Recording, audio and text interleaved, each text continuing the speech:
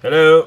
You should all be able to hear me quickly on the Zoom. Make some noise there. You should all be able to hear us. Say hello, Kerry. Evening, Kerry.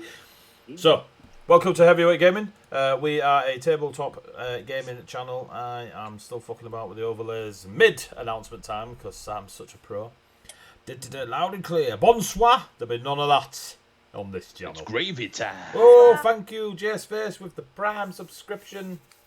So, we are currently, we're playing loads of stuff every night. Go check out our YouTube. Just go to YouTube, type in Heavyweight Game, and you can see hours and hours and hours and hours of fun playing D&D5e, Pathfinder 2nd Ed, and Carbon 2185. God damn, Hit and Stand is now following. Thank you very much for the follow. So, oi, language. Sawdust, you literally have swear words in your name. So, Sava, right, none of that. Right, cut that out.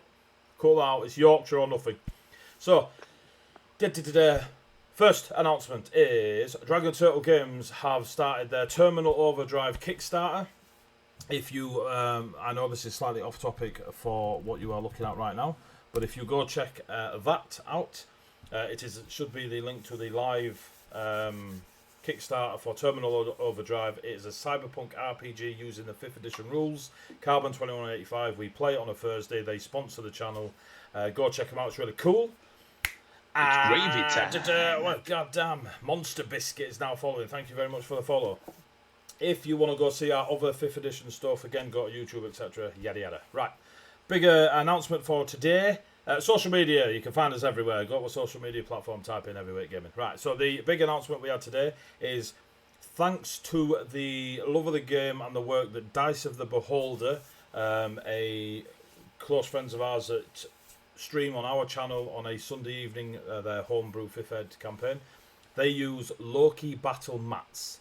They're a Kickstarter and they are a giant book of all the maps that you could wish to run as a dungeon master, whether it be forest, cavern, mountain, underwater, etc. They do it for sci-fi, cyberpunk and fantasy. They are now sponsoring the show. So we will be, you will start seeing them pop up on our overlays as of tomorrow evening. We are very, yes, thank you very much, Sawdust Swearwords. Really cool maps. They too will be having a couple of Kickstarters popping up, so we will keep you informed about them. But yeah, go check out Loki Battle Mats. It's proper cool stuff. They also do the digital versions of all the physical versions they put in the books.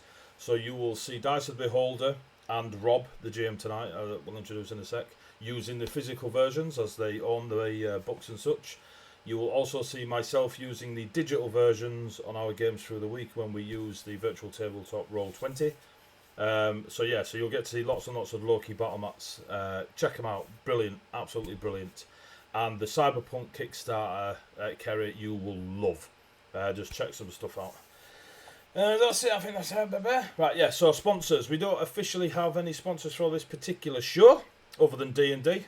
You know, feel free to sue me, we love your stuff. So we are playing Icewind Dale, Rime of the Frost Maiden.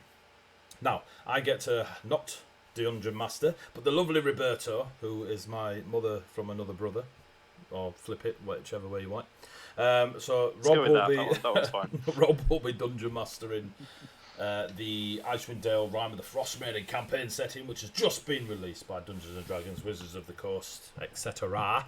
So, a quick introduction of us before I hand you over to Rob. I'm Heavy. It's gravy time. Thank you very much for the subscription code, Red Recreations. 4 months. She's a star. I'm Heavy, and I'll be playing my rogue. We have Hannah. Give us a wave, Hannah. Playing Adri, the Warlock. We have Tony.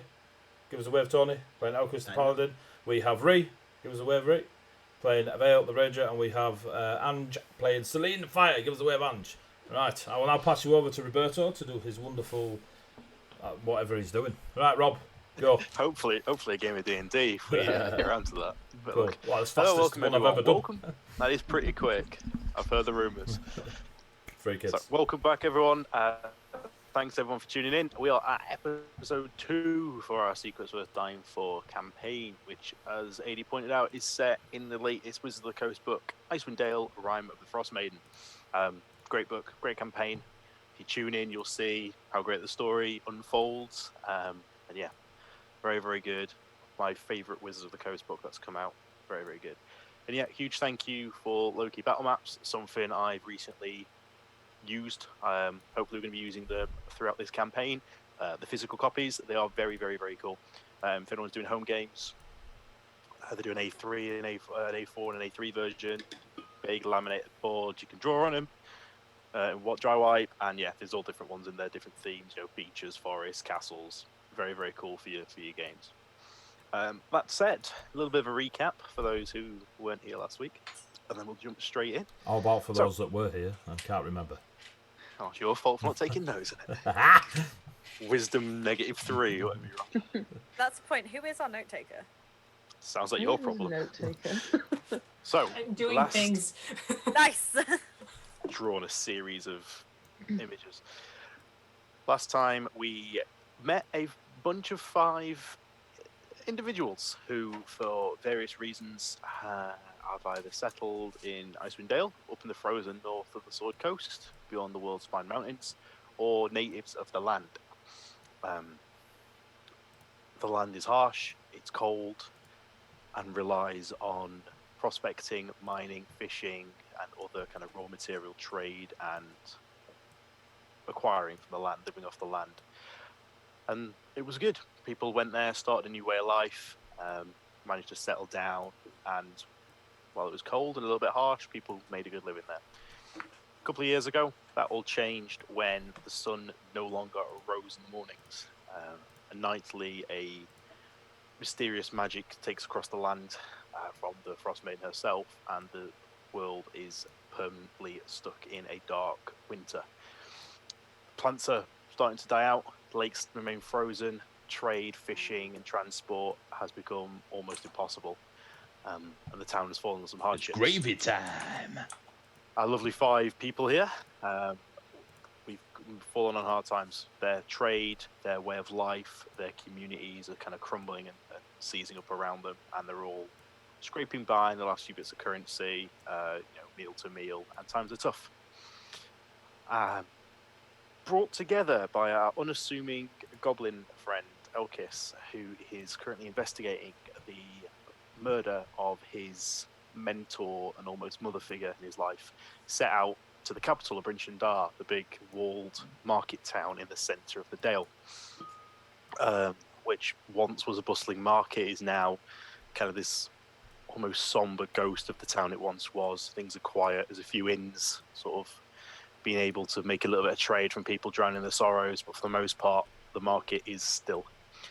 And we came across a bunch of individuals who were made aware of a bunch of killings that had happened around 3 of the towns. They pulled a few rumours from an elderly lady in the bar and went on a bit of a detective mission on the wanting to check, do those killings tie into Elkis's mentor and seeing if they're all connected. You headed to the blacksmith, you severely interrogated the poor chap who was in there, got a bit of information, made your way around some taverns, asked the questions. As part of this questioning process, you came across a group of dwarves who had recently come back from the mines. You guys managed to, say, gentle steps, snuck out the back while you guys were getting the beers in, and he made a bit of a deal with them, I guess. They'd abandoned a sled of goods on the way back from the mines. The weather took a turn for the worst, and nightfall caught them off guard, and they left it with a plan to head back in the morning. But they have offered you a small reward if you're happy to go and get it for them. You guys took them up on that offer. You've headed out eastward, westward, out of Bryn Shindar towards Targus, and you just approached the Targus junction. It is cold. The night time is 18 hours a day has taken a hold. It's early evening, or what you can imagine is early evening, but it's as dark as the middle of the night. It's a clear, starry sky. The moon is up high, and you have that almost glittery effect on the snow on the ground, and you just hear the crunch of your footsteps as you plough through towards Targus. Probably after about an hour of travel, things are quiet. It's really cold. The areas that aren't wrapped up, you can kind of feel that stinging sort of tingle and numbness starting to creep in. Apart from gentle steps, he doesn't really care. He's accustomed to the cold weather. Yeah. Being a Goliath of the land. You guys have reached Targus Junction. In front of you, you see the small ish town of Targus. In the distance, the road veers off to the right and continues up the Dwarven Trail towards where the dwarves would have taken the route and heading up into the mountains, or the road veers off to the left into the town of Targus proper. And it is there where we'll jump in. And you are on the road. You've been on the road for about an hour, and yeah, you've come to this fork in the road.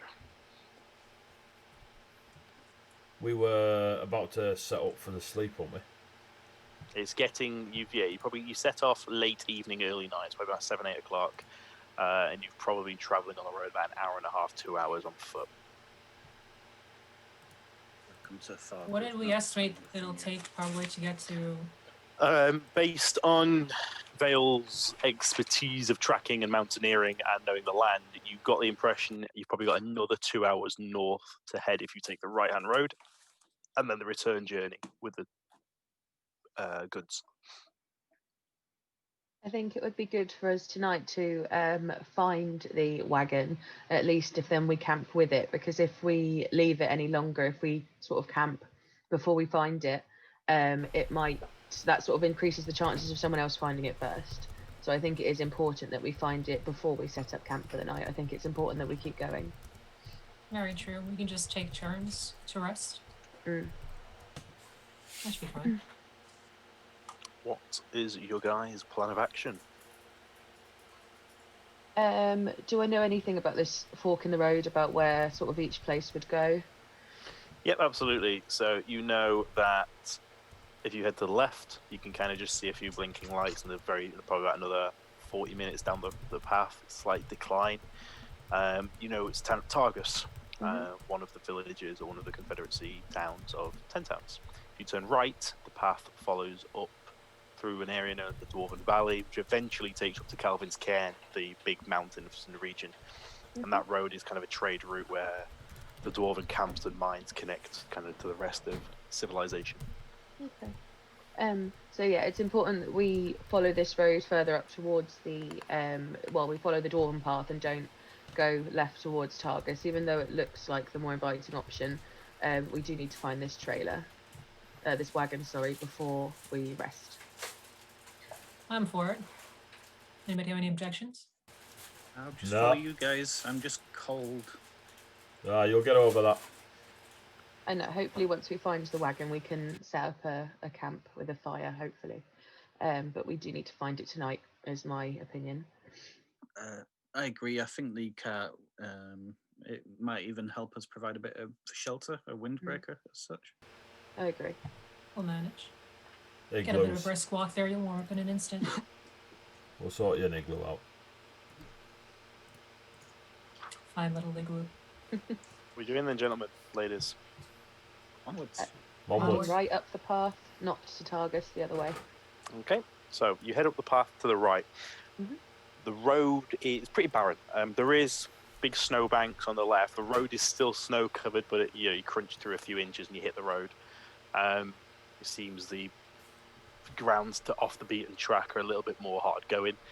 There's a few occasional sparse trees, like some old pines and evergreens and things like that, with a little bit of colour still left on them.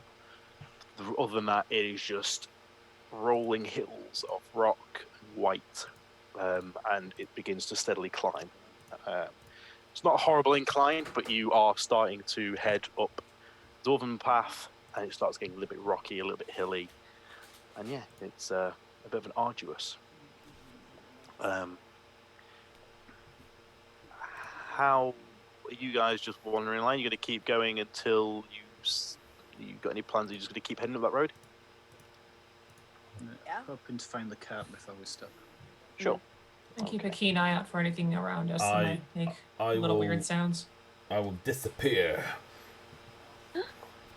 I will try to stealth and keep quiet alongside of the party and keep my eye out as a point of Okay, so if you're wanting to kind of drift a little bit away from the party, you can either do that ahead of the group, away from the group. If you were to go off the path into the brush, if you like, the snow is almost waist deep even on you, and it would slow you down. You wouldn't be able to keep up without a lot of effort. So you could go ahead a little bit and try and keep hidden, or fall behind the group, or try your chances in the snow. I will go ahead of them by about Okay. 40 feet. Okay. Roll a stealth check for me, please. I will be discovered. 16. Yeah, you pull up like your shawl, your furs. They're fairly, they're based off of the creatures of polar bears and reindeer and things that have quite light-coloured furs and to blend in. And hood goes up. You see gentle steps head out into the night, a few paces, and yeah, it's very. You can occasionally just kind of hear a crunch of footsteps, but he does vanish from your view. On a side note, anyone who is not blessed with dark vision, it is the middle of the night and you're out in the wilderness. You're going to have to consider how you guys are seeing. Dark vision only amplifies light. If it's jet black, it's not jet black now, but just so we're going forward, if it is jet black, dark vision, you still can't see. You need a little bit of light to make it easier to see. So who has dark? The elf and the half elf, I believe, has dark vision. I also have that vision. Is it everyone but gentle steps? Just yell out, are you alright there? I'm a friend. Do you have How you dark doing? vision? Don't trip. I We don't. get little have. little pieces of rope and just tie them to their wrists. So yeah, you all can. He heads off in front. You guys can make do in the dark. Gentle steps for you. It's a little bit. I mean, you know the land. You're not as Do it blindfolded, lad. you're not as intimidated as like going out on your own. You've gone on treks before. You've done trade routes by yourself at night. It's not unusual for you, but yeah, you're not gonna see a lot. Let's put it that way. I would say while you're out ahead without any light, any perception stuff will be at disadvantage. Yeah. Cool. Right, you head up. You're probably on the road for another good hour and a half. Before you come across a bit of a clearing. You start seeing like the terrain becomes more mountainous. The further up you get, it gets steadily more rocky and less fields and less plains, and you're getting towards the base of where Calvin's Cairn begins proper. Gentle steps. As you're heading up, can you roll me a perception check? Disadvantage. Yep. 18. Excellent. Okay. So, as you see this, as you're heading up, you do spot off to the side what appears to be a small, previously used campsite. There is light dustings of snow on it. It looks like it hasn't been used actively in the last couple of hours, but it isn't completely buried. And there's a few wisps of smoke coming from a small fire pit. And there seems to be bits of equipment there. There seems to be like there's no like sleeping mats or tents or anything like that. It just like it's been cleared down, but there does appear to be quite a large sled construct on the back end of it. And did you say the campfire is embers? Like little wisps of smoke, occasional like red ember, but everything else is slowly picking up sort of the snow as snowfall is starting to. I shall remove shout back. Vale! I think I've found the sled. That was quick. Yeah, nice. What condition is it in? Stopped. Clearly. That's good. That's good. I can't see nobody around. Hang on. Hail the sled! The sled does not respond. We head towards his voice. Okay, so gentle steps. Yeah, you carrying up the path. No longer stopped. You do head up the path. You see gentle steps. You see the remainder of this campsite, and yeah, there's the wisp of smoke coming up, and yeah, there seems to be kind of a couple of planks of wood that have been made like a pallet situation with two metal runners underneath, and a couple of ropes coiled up at the front. It's just starting to disappear under the snow. There's a kind of sprinkling on, and you see kind of this heavy canvas that's kind of been pulled taut over whatever the cargo is on there. It seems not a lot of it, but it's kind of blocking square, and this canvas is just pulled taut over the top. Does it look undisturbed? Roll a perception check for me. Ooh, better than I thought. Where's my perception gone? 14. 14. Yeah, there's no tracks. You can't see any of the snow that's been disturbed. The snowfall is light. The night is still clear. The moon giving a little bit of a white, shimmering, glittery effect to everything. But no, it doesn't appear to be. The rope still seems secure. The sled itself seems intact. Is the fire? You said there's whisper smoke. Is it warm? Place your hand over it. Mm-hmm. Faintly, very faintly. Like, bearing in mind the environment is like minus 20, minus 25 centigrade for those who are going to be pedantic. The last embers, like, if it was a cup of tea, you wouldn't drink it. That level of warm, but not warm enough. Speak for yourself.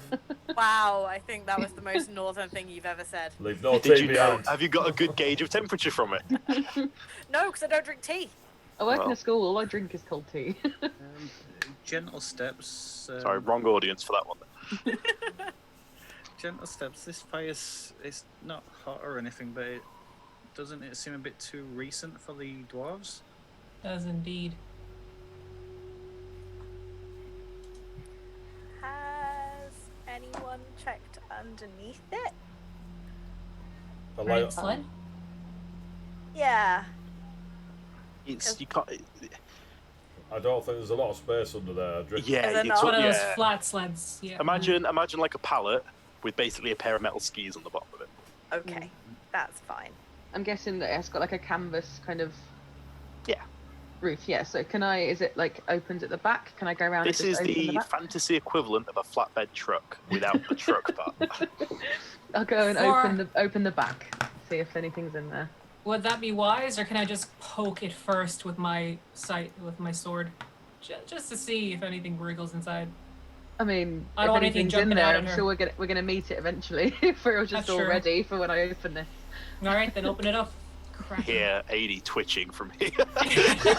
Just crack it open. I'll slowly go towards my swords. Okay, so you untie the ropes. It is cold, your hands are cold, you're gloved. It does take a little bit of effort, but eventually you manage to undo the rope, you pull back the corner of the canvas, and yeah, it appears to be stacked up, crudely formed iron or dark metal bars.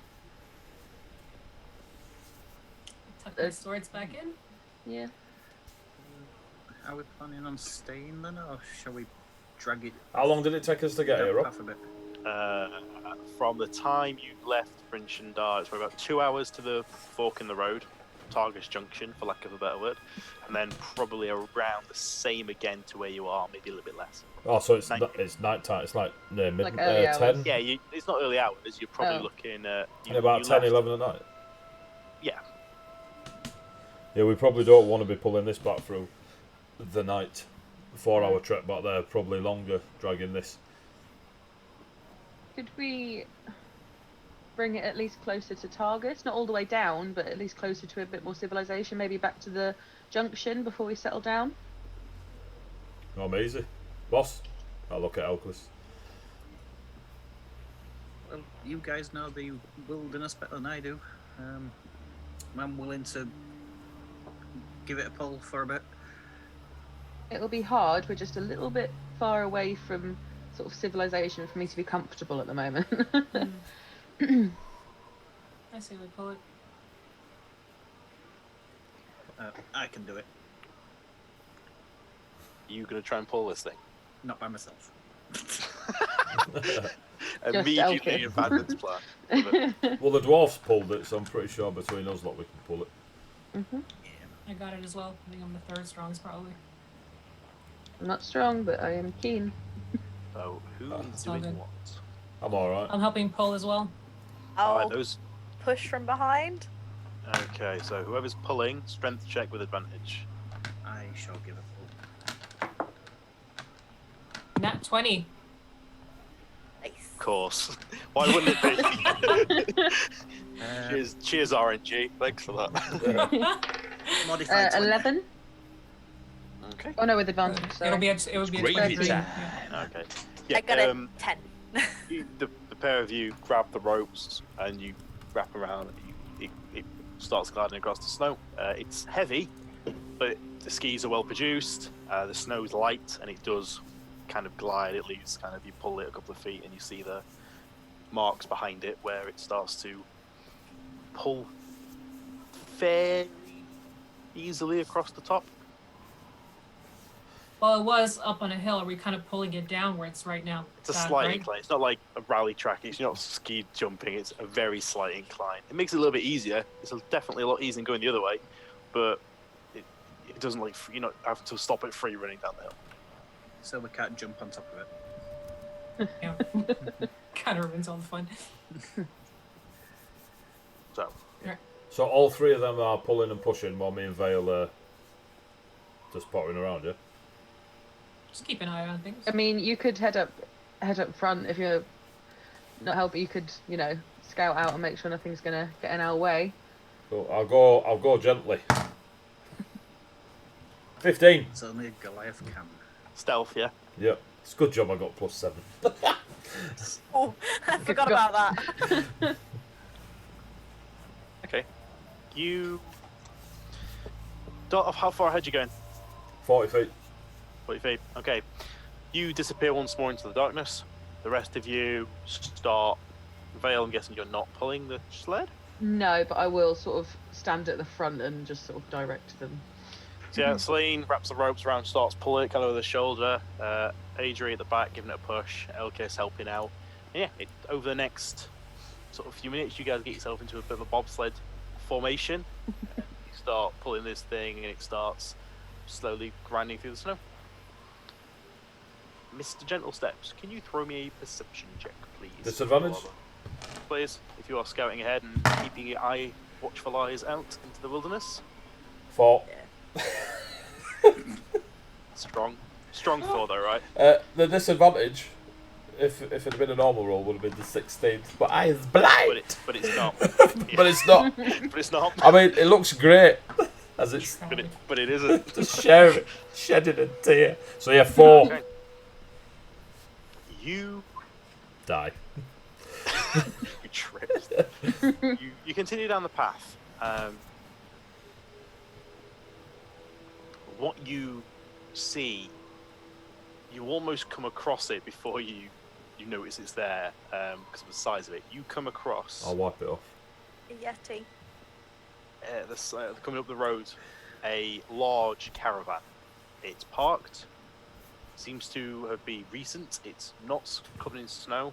You just see this big, like almost 2-story caravan coming up the road, maybe about 40 feet ahead of you. It's being pulled by 2 large bears that are lashed to the front of it, and you can see a hooded figure pulling this caravan, and these 2 beasts snarling at the front as it probably as slow as walking pace, just slowly pulls its way towards you. Not considering I think I'm hidden, I'll hunker down. You say it's parked? Yeah, no, it's not. Sorry, it's moving up. The beasts are pulling it up the hill. You spot it, but it's pretty much like danger close when you do spot it. I'll step from hiding and just shout, "Hail the caravan!" You hear words that you don't understand be uttered out, and the 2 beasts at the front stop pulling for a second. You hear mixed multiple voices in, again, a language you don't understand, voices echoing out around you into the night. We heard Gentle Step shout. Roll how far ahead were you? 40 feet? 40 feet. Yeah, you'll have heard that. Should we stop, guys, or catch up? I think stopping might be You a good idea. can't see Gentle Steps. Yeah. By the way, you just heard his voice come through. Okay. I think stopping might be an idea for now. Okay. I'm gonna, if we stop, I'm gonna drop the rope and run ahead to catch up with Gentle Steps. Are you being quiet about that, or are you just running? I'll try and be quiet. Stealth check. The paladin. Are you in plate armor? No, I'm in studded leather. That would be a 10. Yeah. You try and emulate. The snow's quite hard for you, so it's kind of a big, like, John Wayne style walk through the snow. And you head up the path, and eventually you see the unmistakably large silhouette of Gentle Steps. That seems to be up again. You see this dark shape, and you see these two ginormous bears, white-coloured, like snarling and kind of staying still, but sort of snarling. And Yeah, as soon as they're in sight, I'm just going to stop and crouch in the snow. How much of this can I see, for example, or like us two elves? roll a perception check. At this, while they're looking, the voices have stopped, and you will observe the cloaked figure on top disappear from sight towards the back of the caravan. 21. 18. You see the outlines of Gentle Steps and Elkis, and you see kind of a big block behind them. It's hard to make out what it is, but there's something. There's clearly an engagement. They're having an interaction with something. Disappear as in move to the back or Yeah, vanish. All right, yeah. Okay, yeah. Physically move, Physically not move, magically yeah. vanish. Yeah. They climbs over the chair. Um, and you give it a, On his stealth of 10 and my passive of 12, do I notice Elkis coming up behind me? You do. Boss, there's an hooded fella. Might be a fella. I am just assuming. Hooded person on the caravan. Got a weird language about him. About them. I'm definitely getting banned. Celine, what was your perception? Was it 21? Yeah. Over the next kind of few seconds, you can hear these muffled voices between Elkis and Gentle Steps. As this is happening, you do spot some shadowy figures moving kind of 40, 50 feet out to the side and kind of branching on both sides, coming away from where your friends are at the front, kind of moving around. So they're circling us. You make whatever deductions from that information you'd like to make. Misa gonna die. Yeah. I'm just gonna turn around. So with me right now is Vale and Adri, right? Yep. I'm gonna turn around and just whisper to them. Not to be obvious, but we're being circled from the looks of it. It might just be them hiding, but in both directions it's a little suspicious. I'm gonna cast Eldritch Blast! I'm gonna cast Summon the armor of Balrog. agony. Just Armor nuking the of whole thing. Agardith. Are we still in the same position with Adri at the back and Celine at the front? Yeah, And when me- you- on the front. As you say this over to Adri, you see kind of the slow snowfall kind of starts to slowly. You know, like when you got a balloon, it pulls the water. You kind of got that as the snow's coming, kind of, and after there's like a thin layer of frost that kind of takes form over Adri. Okay. I'm going to move to like halfway between Adri and Celine, so I'm sort of in the middle of the caravan facing out, so I can sort of see both of them to my left and my right, and I'm facing out after what Celine said about us being... The Ranger knows. The Ranger knows. Okay. Keeping eyes out. What are any of you doing? It's gone I'm quiet. I'm staying around Gentle Starling Steps. Bees by about 20 foot ahead of you two at the front, the three at the back.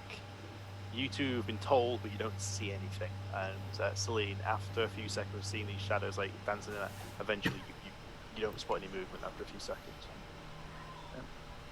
Did he not answer you, Gentle Steps? No, it's quite rude.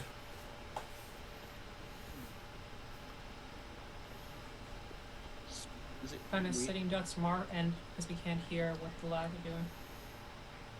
Do you want me to go up and ask him? Possibly. I'm a bit wary of the bears, but is it On- normal? On your 21, Celine, at this point, you spot at the very far left a little bit of movement, and you kind of glance over, and you see the glint of something metallic.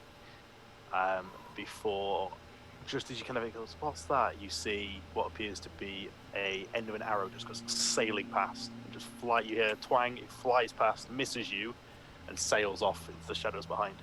Can you all roll initiative for me, please? Oh, God. Hooray! Thank the many lords. Thank the pantheons. Oh, God. No, I'm not rolling that one. That one's fighty dice. Bardic inspiration. Natural one. Oh, Adri's Wrong. asleep at the back. So. guys, remind the new for initiative. I don't add anything onto it, right? Or I do Yeah, actually. Yeah, your Got initiative. everything 10. at the top. 10. Yeah. Hang on, what I'll normally do is I'll say, you'll see in a minute. So Okay. anyone get over 20? Awesome. Anyone over 15? 17. 17 for Elkis. Anything over 10? I got a flat 10. 2. We're all asleep. I got an 8. 8. I also got an 8. Yeah, the dexterous ranger and rogue. And Audrey? That's 1. not 4. It's a strong 1. Good chance Adri's last. Avengers. Avengers Assemble. Okay.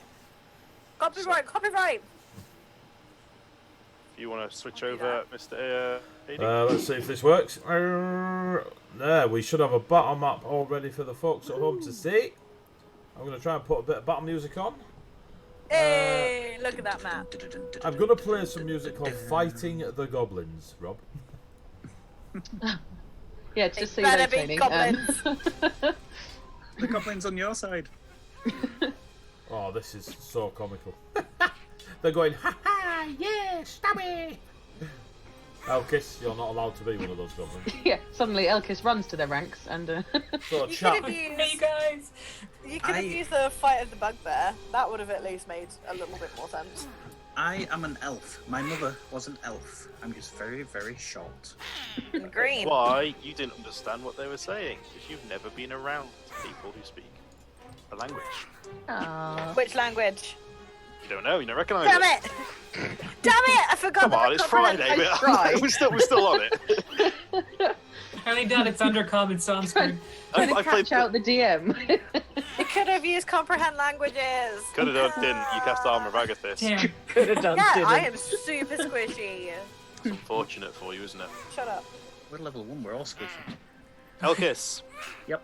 Currently, you're facing 2 angry bears that are currently tied to the caravan. They don't appear to be doing anything, but they are in front of you. You hear an exclamation from behind you, and you hear like a whoosh through the air, and then a thud far to the right of you. But I can't see anyone yet. Apart from the Cannot bears. see anything. I... Just so you've got some visual representation. Bears, a pair of bears. Yep. I would like to go. My movement speed is 30. Are we counting it as difficult terrain with it being very snowy? On the path, that's a good point actually. The path, Depending on the thickness of snow, so it's your call. in the blue line is fine. Outside of the blue line, difficult terrain. Yep. I would like to go 10 feet. I'm going to count the top of the map as north. That's Alright. probably incorrect, but there we go. I'll go 10 feet north. See if I can see anything. If not, I'd like to go down the side of the caravan the Sure. rest of my movement whilst keeping clear of the bears. Make a perception check. Oh wow, that would be perception. That's an 18. You spot out just past here, so to the north, just off the map. You spot a couple of cloaked figures readying what appear to be short bows, about 50, 60 feet ahead of you. 50 or 60 feet. Oh yeah.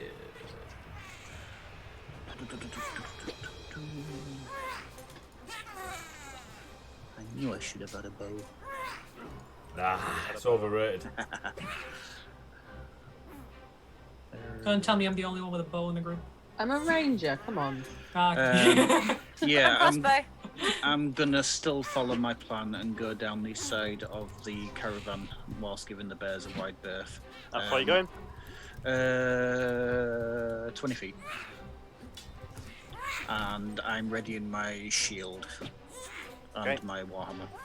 You duck behind the side of the caravan. The bears kind of pull at the leashes. They're holding. They're not going anywhere just yet. Yep. Okay. That's pretty much it. I don't have much I can do at the moment. Okay. As you move your way down to the caravan, those 2 figures that you can see to the north, both, you see them draw arrows into these short bows. They pull back, hoods up. You can't quite see any details, but you do hear the unmistakable "Twing." The arrow flies across at you. What is your AC, please, sir? It is 15. Okay. They both hit, unfortunately, as these two arrows sail out of the night, and your shield's there, and they 1-2 and catch you in the top side of your shoulder, and you can just feel that sting as they dig into you. Jesus. Look, you guys are level 1, aren't you? We gonna die. That is 4 points of piercing damage. Ouch. As you are Rubbish tagged. idea to keep carrying on with this caravan. You are pegged twice, and these sort of crudely made, not particularly straight arrows just stick into your arm. Archers out to the side. Can we hold actions at all? Not if you've made actions. I've not. I've only moved. Unless you Uh, count me looking. Yes. Well, you stopped and looked out. I would have classed that. It depends what you're trying to do. I was just going to hold. I've ridden my shield. Just in case Alton gets in close, I want to smack him in first. So that'd be an action. You stopped and looking out into the night, seeing what's going on would be your action in that one, I'm That's afraid. fine. Yep. Okay. The 10 on the... Which one? Who of you rolled both the same? Two of you rolled... Do you both roll the same? Myself Me and and Vale, AD. yeah. You both 10, aren't you? No, we're both 8. Both 8. Both 8. I'm a yes. 10. You're the 10th, right? Yep, it's Celine then. You see now, over on the right, you see 2... You're here. You see 2 just above this page that have just fired at Elkis. You can see these 2 hunch figures in these kind of whitish, off grey cloaks, and they look like they're reaching back to pull more arrows out. Am I not in the middle there? Sorry, wrong. I'm fighting one. Yes, you're a fighter, aren't you? You're not the ranger. Yeah. You are. Why do I think you're the ranger? Yeah, you are in the middle. Alright, so I can still see them. You can. How far away are they, did you say? They are about 50 feet from you. So I can take a nice shot with my crossbow at them, can I? You can. Even at this range? Yes. Yes, and I'll do that then. Okay. Pull out the crossbow, level it up, and thunk. Roll to hit. That's a d20 plus your proficiency plus your dexterity. 16.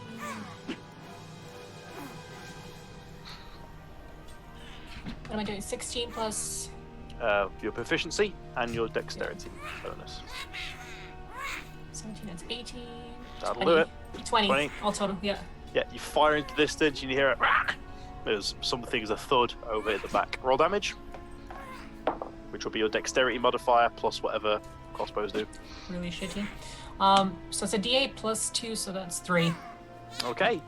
Thunk. Off in the distance.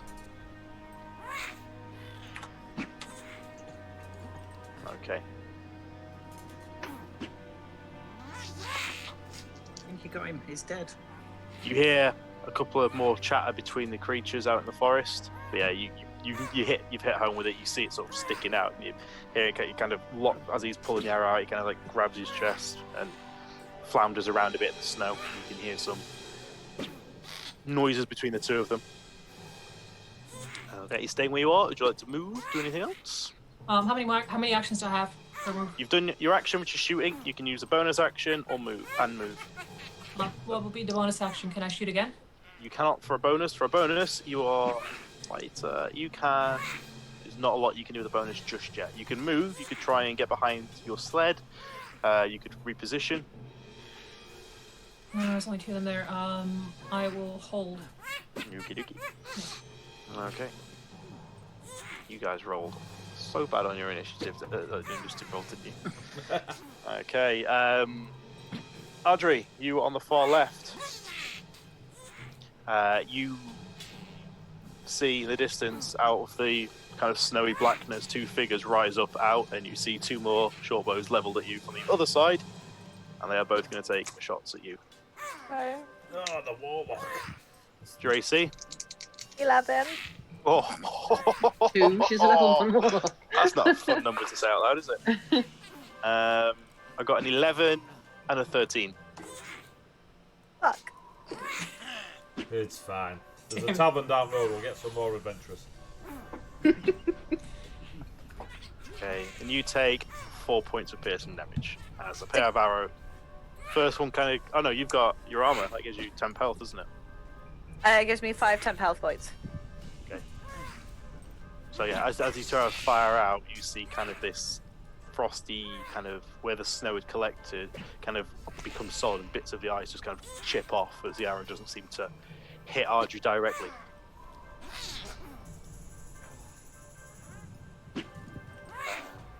I was waiting for the something else to happen. Then I have to tell you to do something. Gentle steps and veil. It is you guys. Who Okay. has First, lady. 2 seconds, I do apologise. Sawdust has made a fair point. Viewers, if you wish to donate 200 bits to this session, it will give the party a free reroll. They can only have 5 at any one time. They must use it this session. They don't carry over, and they're not allowed to use them on the Dungeon Master's rolls. That's 200 bits. If you do donate it, thank you very much. If you don't, well, fuck it. Just enjoy the show. Hey. Can I buy bits to do my own rerolls? Nope. In Carbon, we're just sat there with our credit cards out while we're playing. I'm in Squidgy, debt now. save us. So is it mine and Vale's turn, did you say? It is you and Vale. You gentle steps, you can hear this commotion from your left and your right, and you can hear impacts behind you, and these 2 bears are pulling at these leashes. So far not doing anything, but the leashes look pretty solid. And can I see any of the attackers? Yeah, you will now. Now they've kind of stood up and they're starting to fire in. They've kind of, you can see to your far right, 50 feet to your right is a pair of hooded figures, and 50 feet to your left is a pair of hooded figures.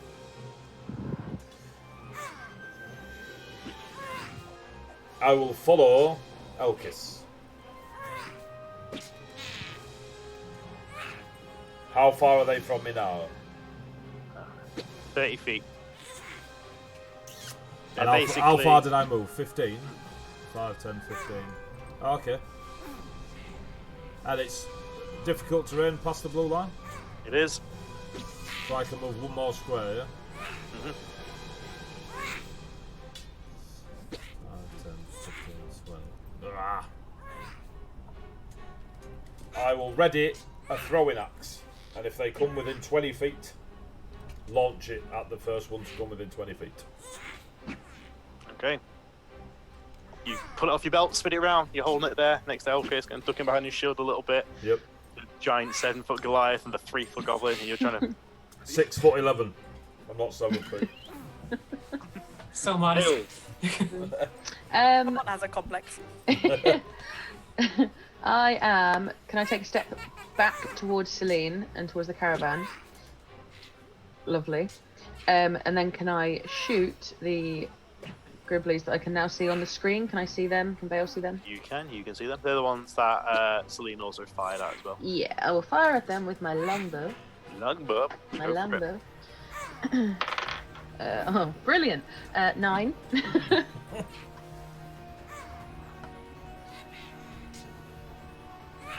What'd you roll to? Sorry? 9. 9. Yeah. Nope. Fortunately, No, you didn't pull think her so. out, fire, and it just disappears into the night. Been a while, guys. Sorry. Good Ranger. Hands are cold. Hands are cold. Rub your hands together. Yeah. Okay. It's nippy out here. Is there anything you'd like to do else? Any more? You got a little bit of movement left. You want to move around? I'm just going to stay so I can sort of. Can I move forward one so I'm sort of next to Celine and I can see her and Adrian, just sort of keep an eye on them You can. whilst we're dealing with this. Thank you. You can indeed. Okay. Girls. And last, but no by any means least, Adrian. I'm gonna be basic bitch, warlock, and I'm gonna eldritch. Hit it with a club. Great Okay. swords all round. Blast. So you see it for a moment as there's a flash of blue, like it's almost white, pastel blue, just flares up around Adri and just sends a stream of energy off into the night. Roll to hit. A 22. That'll absolutely hit. Thank God. Level 1. I have not been doing well, so I'm waiting for you to go. Nope, 25. You just fire this big arcing blue energy into the forest. Please roll your not the forest. It's the snowy nothingness. Tundra. That's the one. We currently have a reroll, courtesy of Sawdust Swearwords. For who? He has so much faith in Not your me. I know. help us. What's your damage, Adri? Damage is wow, a 3. Is that do you get a modifier at all, Adri? Not yet. You do. Not yet. Nope. So yeah, out your hand, and you hear a as for a split second you see a small humanoid just light up in blue energy before it fades back to the whitey blackness. Whitey black. Whitey blackness, Wow. grey. The greyness. Great, that's it. There we go. There's your gift for the night, guys. You're welcome, internet. Clip that. Whitey blackness. Okay, we are back to the top of the round. Elkis. I would like to wade into the snow. Okay. 10 feet.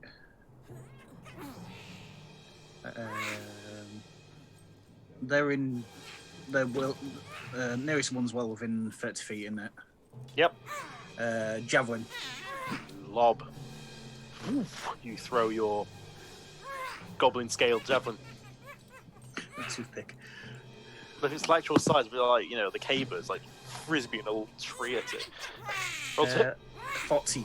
That'll do it. Ooh, check. 14 does not hit. Just as you throw this javelin, the last second, it kind of just ducks its head, just skims past the top, kind of takes the hood a little bit off its head, but unfortunately it does miss. Bonus action hide. Can you do that as a paladin? I think that's a rogue thing. I am a goblin, and I have goblin. something You have- called yes, Nimble you do. Escape. You do. Which I didn't realise in the last round. Yep, you can absolutely hide. So, where would you like to hide? He's going to duck into the snow. Yes. The So you 3.5 see feet. Elkis dash into the snow, pop up, throw a javelin, and dive back into the snow. Yep. Oh. The Big Bang Theory ball pit scene pops up. Bazinga! Back in. Like a I'm little pretty Diglett, sure. isn't it? Do I have to roll for it? There. You roll a stealth check, please. Yep. Yep. I'm pretty sure nobody can see me with my 7. He ducks into the snow, and you can still see the javelin sticking out of the snow at the top of his head. You think you're invisible. You're well and truly ducked out of the way. Okay. Gentle steps. You are going to get, in fact, one of these is going to pull another arrow out and level it towards gentle steps. The other one is going to start moving its way through the snow, and it is going to attempt to disappear into the snow as well. Is he close enough to trigger Gentle Steps' reaction he was holding? Good question. 20 It's feet, was the start of a new round, so... Oh no, it's by his next round. Yep. What's your range on your throw nexus? I believe it said 20. 20 feet. He's muted. Just. Yes. Take him out. Woohoo.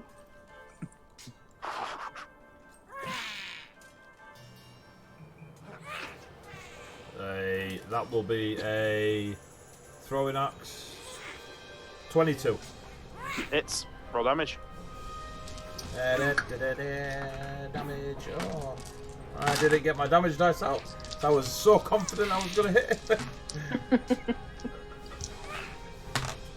6 points of Funk damage. slash. Funk. Piercing. 6 points of piercing. Alright. You, as this thing, just as it's ducking down to snow, you can kind of got this height about you throw it straight across, and as it ducks in, you just see it wedge into it. There's kind of this wet thud as this axe sort of bodily checks into it. And rather than ducking into the snow, it kind of falls backwards and kind of lands in the snow as opposed to anything else. It's still making a few noises. It looks alive, but it's not looking too good about its life. Got a handle of a hand axe sticking out of it at an odd angle. His mate, however, is going to let loose an arrow at Gentle Steps. That's a nat 1. That hits. himself. A gentle breeze. But yeah, and as he's pulling the arrow, as he pulls it, he just lets it go, and the arrow just snaps. So he's just like, tries to grab another one out of the quiver. We are over to Salim. Yes. It is you. There were creatures on the other side as well, right? There is 2 on the other side as well. Yes. Okay, how far are they? About the same that way as they are that way. Okay. I'm gonna take a shot at... My viewing angle of my camera is not wide enough. Yeah, it's all good. I'll take a shot at one of the other side. Yeah, go for it. Roll to hit. I'm guessing this is a crossbow again. Jesus Christ, yeah.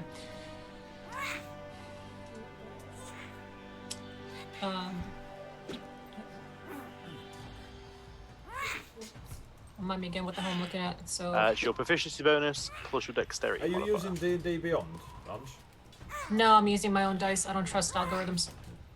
I'm too technical for that. You don't trust random number generators that are... Anyway, are you using D&D Beyond for your Yes. stats? Yeah, so it should tell you what you had. So if you look at your crossbow on D&D Beyond, so if you go to your actions, if you've got it equipped, it should show you. Yeah, it says hit DC +4. That's it. Yeah. Yep. So That's what Yeah, so it's whatever you roll +4. That's 6. 6. Unfortunately, does not. As you're trying to, you level it up, you fire, and it just and it doesn't. You have to reload it. It misfired, and nothing flies out. Unfortunately, you do have your movement left. You can reposition, move around should you want to.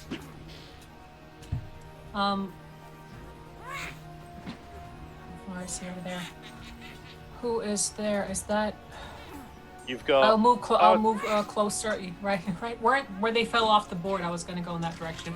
Yeah. Just to the edge where the snowbank starts. Okay, that's fine. So 2 over and 2 down. Next to Argy, basically. Yeah.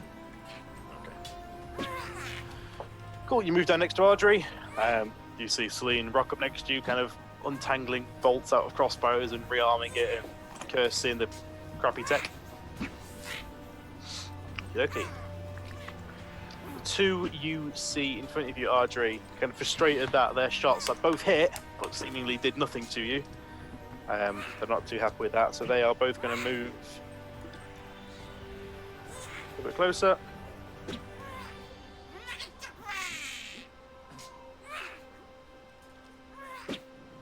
Just about see everything.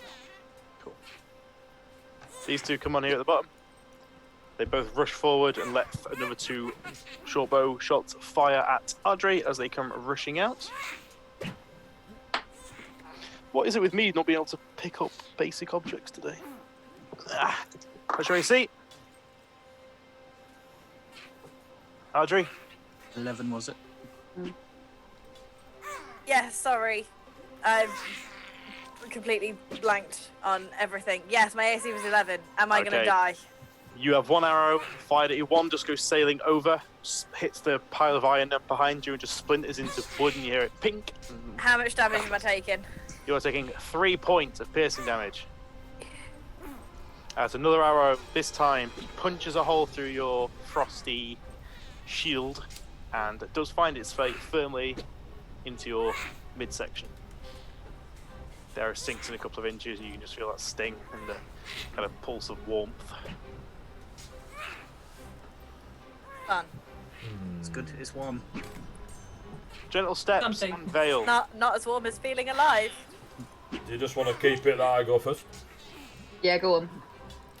I'll join Elkis, so I'll move 5, 10, yeah, or 10, 20 because of the difficult terrain. I can't see.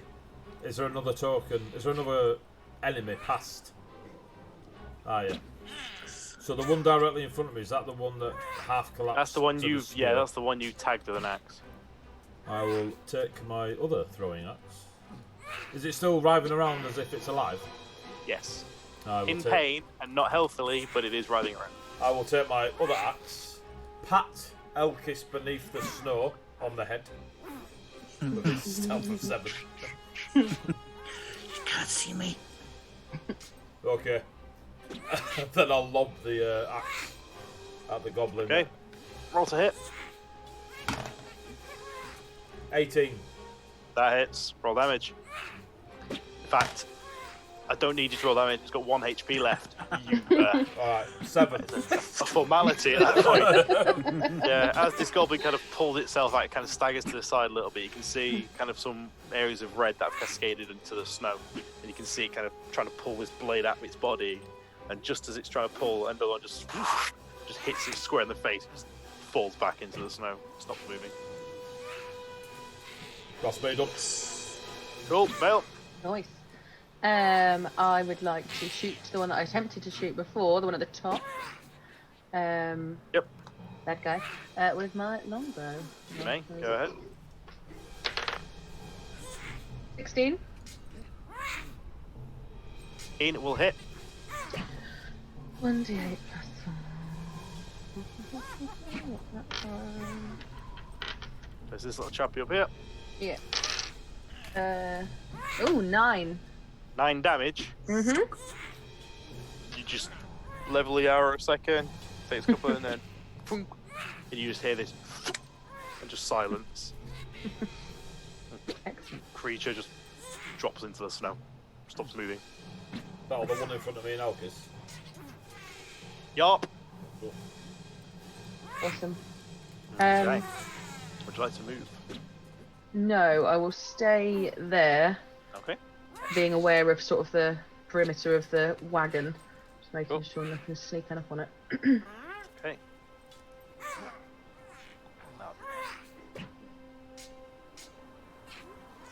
Okay. So we are down to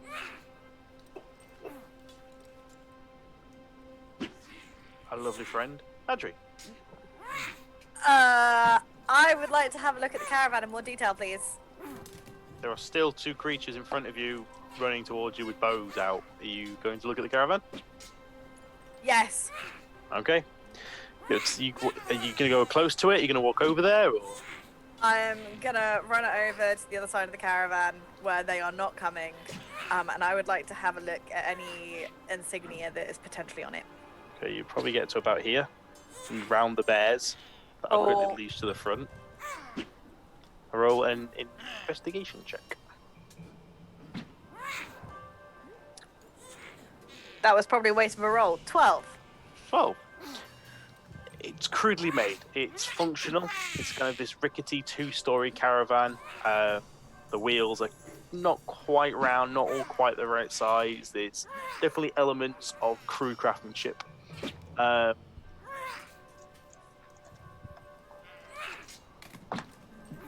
Okay.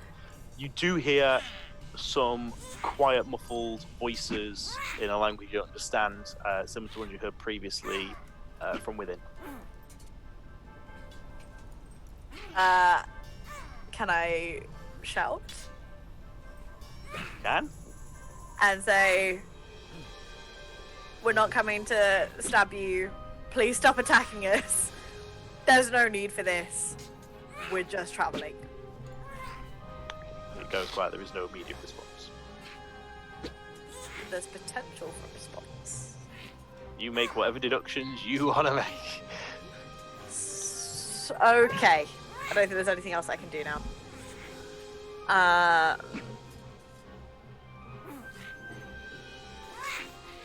Any more for any more, or are you done there, Adrian? I'm good. There's nothing else I can really do, so. Elkis. If I go back to the road in little steps, gentle steps, Little steps. wake, is it still difficult terrain? I would say no. I would say where Gentle Steps has walked, he would have cleared a wide enough berth for you to get through because of the size difference. Yes. I'm going to go back to the road and go to the back of the wagon. See what I can see. There are currently a kind of crude wooden hinge door that is currently shut. There doesn't appear to be any lock or any handle or anything. It just looks like it's the back of the caravan, crudely made. I would like to bonus action hide, and if I'm able, hold my attack in case someone comes out of it. Okay. So yeah, I want to pretty much hide just by the cartwheel. If anything comes out the door, just frozen your shanks, basically. Just brain it, yeah. I am well hidden with a 7. Okay. That's me. Okay.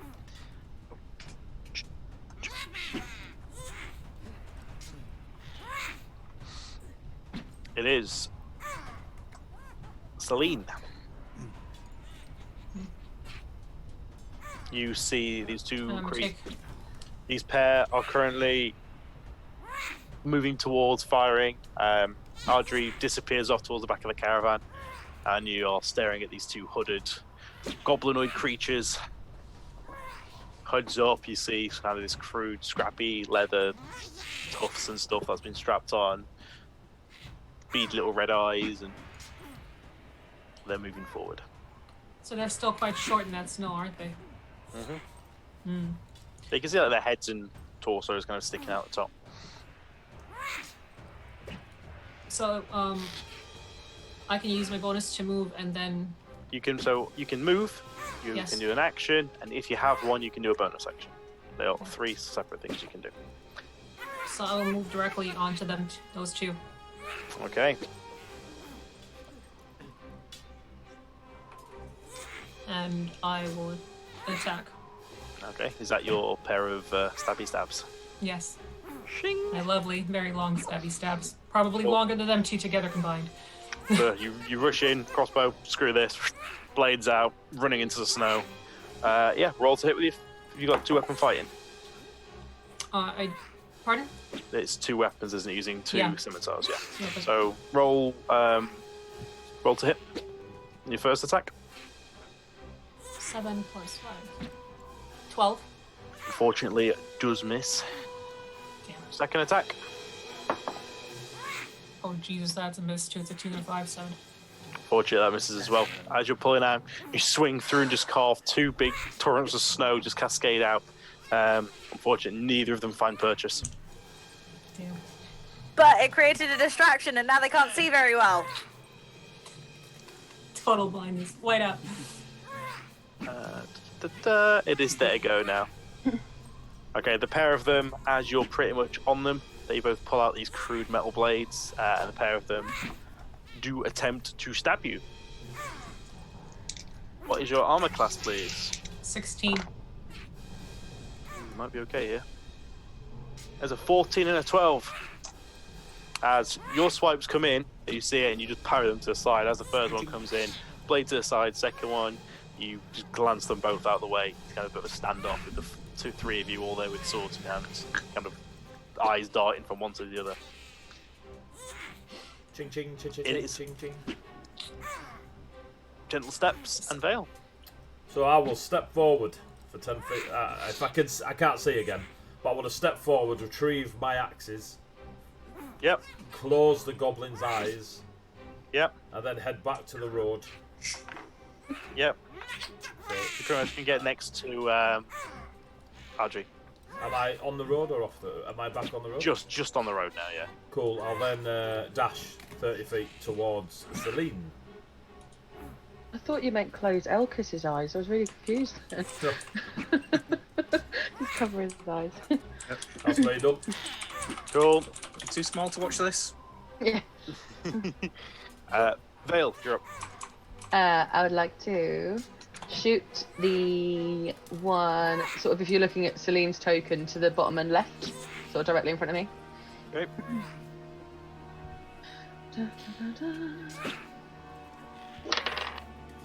A 14. That unfortunately just misses. Okay. You level the arrow, it fires. Celine, as you're fighting, you see how it whiz past your left, you're like, what the Christ, and just disappears into the snowbank. Which It's like, what the Matrix style just go. I'll stay Okay. where I am. Stay where you are? Yeah, but covering Celine for a distance. Cool. Okie dokie. Audrey, Yep. what are you doing? Is there any movement from inside the caravan? Can't tell, it's hardwood. It's gone quiet since you called. doesn't appear to be any response or any movement. How fast was the caravan travelling? You didn't see it move.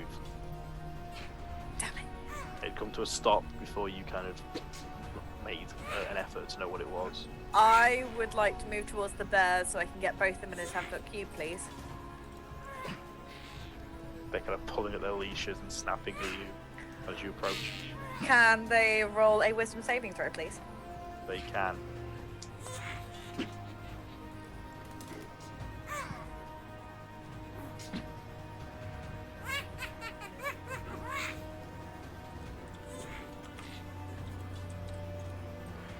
Wisdom saving throw.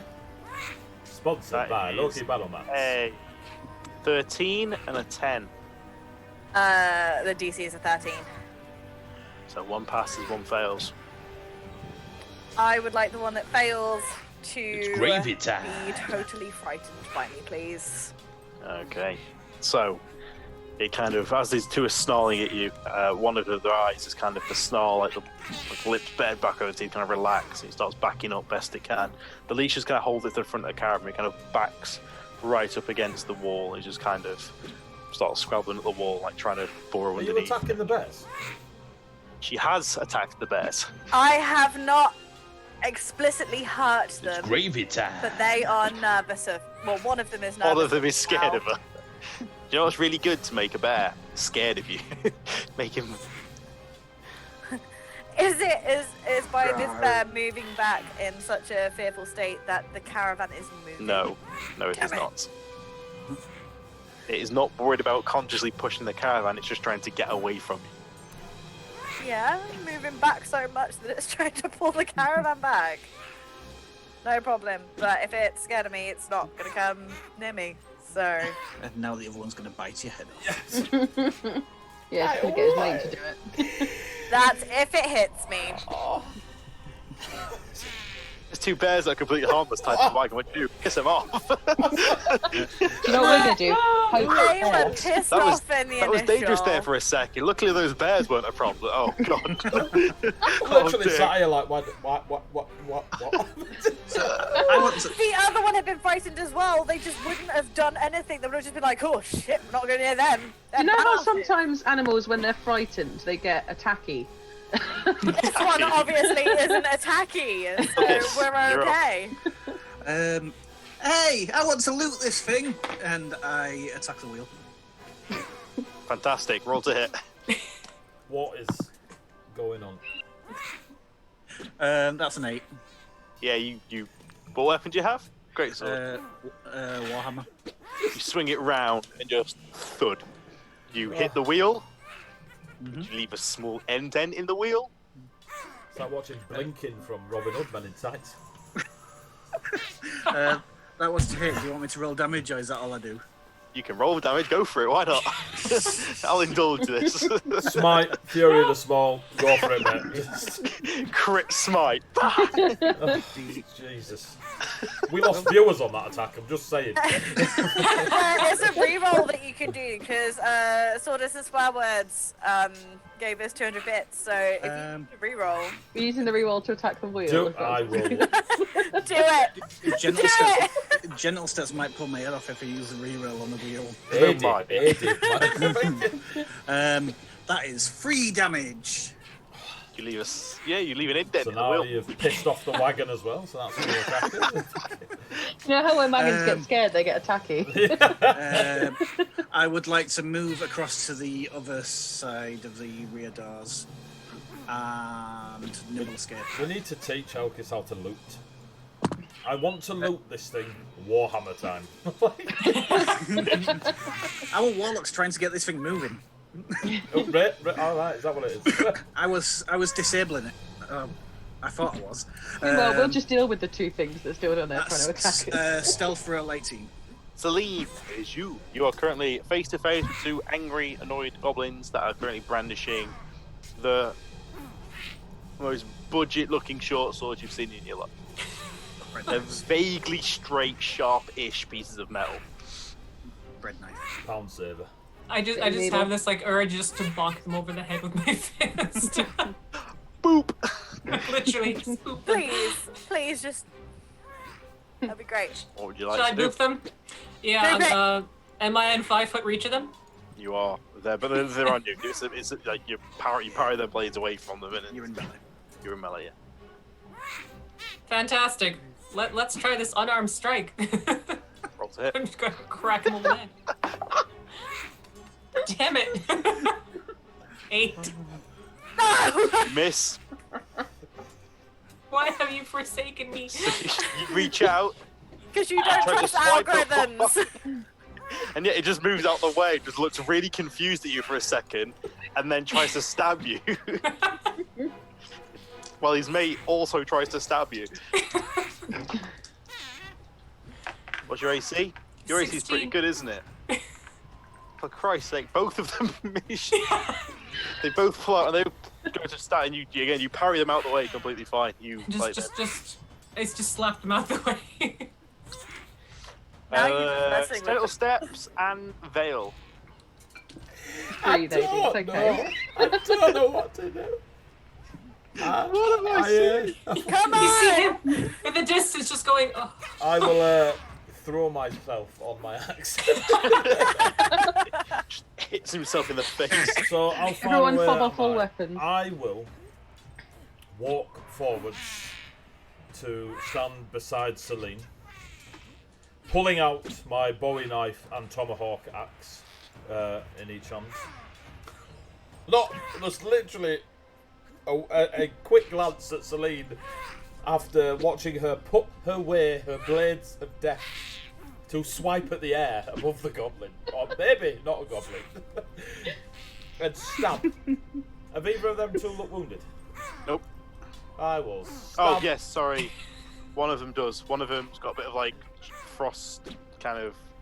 It's like on the front of its leather, and it's got like kind of like a burn mark. But where instead of scorch, it looks like it's frost. The one that looks like that, I will hit with my short sword, my Bowie knife. I will attempt to hit with my Bowie knife. Roll to hit. How much movement have I got? Not enough. No, I'm not asking you. Bear hater. If you're trying to get behind it, you can probably just about get behind I'm trying to get behind it. it. Yeah, but you will. There you go. One shows how it's Oh, I'm so Don't be- excited. Because I'm that so one now, excited. I am retiring. Can't use this reroll either. So I got a 2 and an 18. Hey, So with the 18, that's 23 on my That'll short do it. sword. that'll Sneak very attack much- because I have an Yeah. ally within 5 feet. You do. Very nice. 11 points of damage with the Bowie knife. At level 1. At level 1. You literally, as it's worried about Celine, it turns round and sees this massive, hulking, twice its size Goliath just walk up to it and just drop it immediately. And because I've attacked, You pretty much near damn cut it in half. because I've attacked, though, I can use my bonus action to also attack. So I will launch my tomahawk at the goblin across from me. Yep, It's not in melee with me, is it? it is not. Cool. So it's not a disadvantage. Just checking these things. I know. That's a normal roll. That's a 19, That'll do it. and that's a 7 points. So that is And 18 Celine, points of damage. You do it, and as you're parrying these blades out of the way as the hulking Goliath steps in, stabs one in the face, pulls back, and just throws the axe at the other one, just wedges in its face, and it just drops to the floor. And everything goes quiet. Touche, good sir. I just Touche. stand there with a massive smile on my face, like I'm really impressed with what's just happened. Yeah. Elkis, what are you doing at the back of the caravan? It's not. Is it I- not Vale, sir? Sorry, Vale. What are you? Sorry, my apologies. You've also, Vale, sorry, you've also got another Whatever. reroll from Ruffworx. Thank you very much for Ruffworx. two. Only strictly to be used on the wagon. Yeah. So can I see any more enemies apart You from can the see bear one bear enemies that we've snapping made? at archery, but currently leashed to the front of the wagon. The other one's trying to bury its head and get under the wagon, and you can see Elkis hitting the wagon's wheel at the corner. Can I Couldn't move? see me hit the wheel. It was the far end. Can I move to stand next to Adri? And so the one that's scared of her is trying to bury its head, and there's one that's just snapping. Yes. Can I try and calm down the one that's snapping with an animal handling roll? May try. Thank you. Bears can pull the sled back. That's why I'm trying to calm them down. They also can eat your face. Yeah, 14. I can eat your face. you really can't. I can try. Natural one. What'd you roll? 14. It seems to be it's like a tense moment where you kind of drop down for a second and get quite close to it. You kind of lean in, and this thing's like snarling. You can see like the drool and goblin bear breath. And after a few seconds, it just kind of stops growling as much. It kind of just steps back, and it seems to be calmer. It looks pretty. Well, it doesn't look domesticated. It doesn't like it's trained as far as you can domesticate a polar bear, but yeah, it seems to be not intent on ripping Adri's face off quite as eagerly anymore. Okay. And it kind of looks at you up and then just kind of stands there. Kind of it's at the ready, but it doesn't look like it's pulling at the wall. There's like a little bit of slack on the reins. I sort of turn to Adrian, nod. And that's me. Okay. Adri. Eldritch Blast the bear! I'm What did we say about helping! polar bear No. onesies last session? Just slightly like frostbitten fur, you know. My allies are way too close to the bad guys for me to be able to Eldritch Blast them, and I'm not going to be that dick. So I am going to. Enix 2117 says all the Eldritch Blasts. Eldritch Blast. Eldritch Blast. No, because I'm gonna hurt people, and I'm not gonna be that person.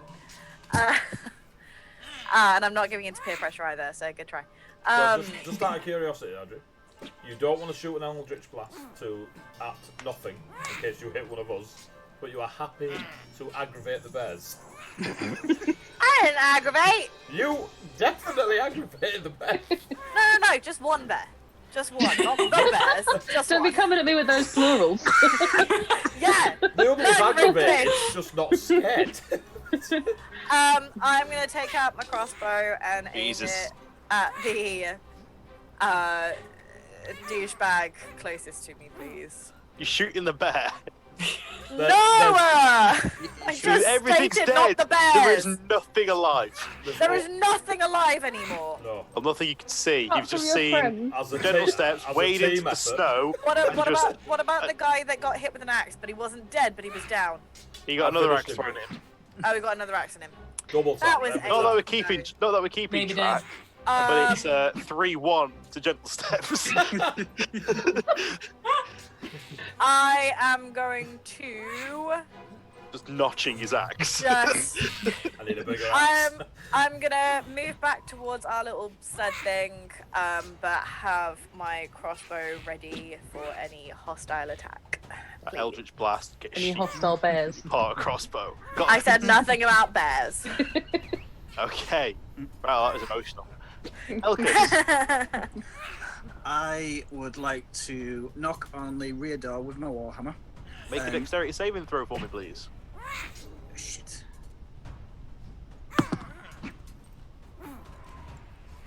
Seven. That would be a 7. Well, that would be 7s tonight. This dice loves the number 6 for some reason. You take 3 points of bludgeoning damage as the door is violently kicked open and smashes you square in the face. Ow! And you are battered a couple of steps back as the door swings open and you can see another hooded goblin creature brandishing a blade who, and just foot extended, just kicked the door open and just slammed you in the face. That completely ruined my plan. I would like to smack him. How high up is it? It's pretty low to the ground. Like, you'd be able to get a swipe at him. You pick yourself up. You'd be considered prone, so it take half your movement to stand yourself That's back fine. up, dust yourself off, and you feel blood sort of trickle from your nose, maybe a cracked tooth. Yep, I'm going to get up, scream at him, goblin, Don't speak goblin. which is... You're a I goblin do that doesn't speak goblin. I do You speak cannot. goblin. You've not met a goblin before. You were raised by a human. That is fine. I will remove it from my sheet then. It's just on there. That's all. It's got a default for the rest. Yep. So I will shout gobbledygook to it that I think is Goblin. And Goblin tries to speak Goblin. Hey, how dare you strike one? and I'm going to smack him in the face if I can reach with my warhammer. Can I say it's two-handed? What weapon is it? Warhammer. It is a warhammer. Does it have the option? It does. I Yes. did have my shield equipped, but I did get knocked over. I would say if you wanted to leave your shield on the floor when you pick yourself up, you may disregard your shield and grab your hammer with 2 hands and just play golf. Yep. Going for the golf swing with the warhammer. Golf swing. I'm not Roll using it. because it likes number 6. Those damn sentient dice with preference. What the? I'm going to use one of those rerolls. I'm Guessing guessing that it roll went well. wasn't a nat 20. It was a number 6 again. Ice tails are a thing, guys. I'm sure Ruffworx or Sawdust can sort you out. That would be a natural 20. That will, yeah, that'll hit. As you, blood trickling from your nose, this tiny, angry, pissed off goblin just picks himself up out of the snow, drops his shield to the floor, 2 hands just double over, just whack, brains this guy. So that is a 9 on the dice. So that's 8. I have to resist not to do the thing on 9. It's so 9. hard. 9. That is a 9 plus doubled is 18 plus 2 is 20. I'm also gonna do Fury of the Small and It is not. You are not smaller than it. It is also a crap. goblin. You cannot Fury of the Small something that is not bigger than you. Oh, yeah, you're right. I Make can't do yourself small. Make yourself small. I'm a very small goblin. So we see. 20 damage. Okay. As you rise up, annoyed, you can sort of taste that like blood and sort of iron in the back of your throat. You kind of like spit it out into the snow and just whack, and it's just like Negan from The Walking Dead style of just smash this guy in the face with a hammer, and it staggers back and it's kind of dazed, and you just see like its nose just is broken, 2 teeth are missing, just blood pouring off the side of its face. He's barely conscious, just staggering to the side, just about still on his feet. Nimble escape. Use the rest of my movement to get around the cat, and there's another one. Go. You duck out of the way. You shout. It is Celine. I can't see him from where I was standing. You 'cause I'm have behind that no little... idea what. You can hear some very odd noises coming from the back of that wagon, and you see Elkis come tearing from around the edge, blood pouring from his nose, just going, "There's another one!" Yeah. What's the furthest I can move in a straight line towards the left? 6 squares. The left in the snow, 3. You'll be able to move to about here, or you can come onto the road and come to about here. I'll stay in this. You're pretty much wasting the snow. Like you've gone off the path and you're wading through the snow. Yeah. I'll go back onto the road. I can't do much else from here, can I? Can't see the creature, unfortunately. No. All right. You Well, can ready an attack. You could hold. Yeah, you could ready ready a crossbow attack, and basically, Okay. if something comes out, you can let that go. If that doesn't happen by your next turn, you do lose that action. But it's okay, basically I'll ready the attack then. Yeah. Cool. You are ready. Your weapon are ready to roll. Gentle steps and veil. I will close the eyes of the dead goblins, retrieve my tomahawk, make my way to the road. It's like and a bit of then- a wiggle as you have to like prise it out of a goblin's skull. It's a bit of a And then vacuum effect as you pull it out of its head. use my action to dash towards Elkis. Through the snow or back into the road? Down No, so I the go road? back to the road with my normal movement, Yep. and then 30 foot towards Elkis. Cool. That's me You done. get up to him. You just see kind of blood streaming from his nose. It's Just eyeballing the bears as I come past. they seem pretty. Like one of them's still desperately trying to burrow its way underneath. The other one just kind of sat there, just kind of like not really paying much attention to anything. Just kind of indifferent at the moment. I'll give it a wasp to eat. You know what I mean? Why not? Just set it off. Kit in the nads. Oh, that's fantastic. Vale, it is you. So I've heard Elkish shout. There's another one. You I'm have, guessing yeah. from where I am. Okay. Can I go 1 square up north, and then the rest of my movement along towards the back of the wagon? And then I don't have line of sight for a shot there. I'm Do guessing. not know if No. there's anything there. You can't see anything from where you are. Okay. Can I ready a shot if something comes into my Jesus. line of sight from the back of the Whichever way this poor thing goes, I'm really... wagon? Pretty much. Okay. Right. Just for novelty's sake, I'm going to roll 50-50 and see if he goes left or right out the door. Because it is going to step out the wagon and it is going to go one way or the other.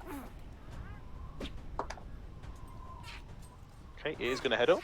So it does stagger down the steps, and you see this kind of staggering, wrecked remains of what is this goblin. Like part of its like head, with blood pouring down the side of its face. And it just staggers around the corner as you let go of the arrow. Rolls hit. Oh, 25. That'll hit. Damage. It has 1 health. I still want to So, roll it. 7. Yeah, so as this poor creature just walks around the corner, it's like, ah! Just gets dropped immediately. His arrow just wedges straight through the eye socket. And it just falls to the floor. The arrow just sticking up out of the snow, and the pool, the snow around it just starts stained with its kind of this dark, almost black, this really dark crimson. Can I shout over the wagon? 3-2 to gentle steps. Oh, it's on. That was mine. It's on. Still only counts as one. For now, things seem to be quiet. You don't hear anything. There is no immediate danger. So we will say you are out of initiative, and we will call our break there. Yeah, break time. No. Thank you very much, guys and girls in the chat. Thank you for your comments. Thank you for your donations for bits. Thank you for giving rerolls to the goblin who paid it off in dividends with the almighty face breaking. Wham! Yeah, so thank you very much, guys. We're going to take a short 10-15 minute break. Well, half of us will go get a cup of tea because we're sensible, the rest won't. And we'll pick it back up shortly and find out where the story takes us. Stick around, kids. Stick around. Awesome. Thank you. See you soon.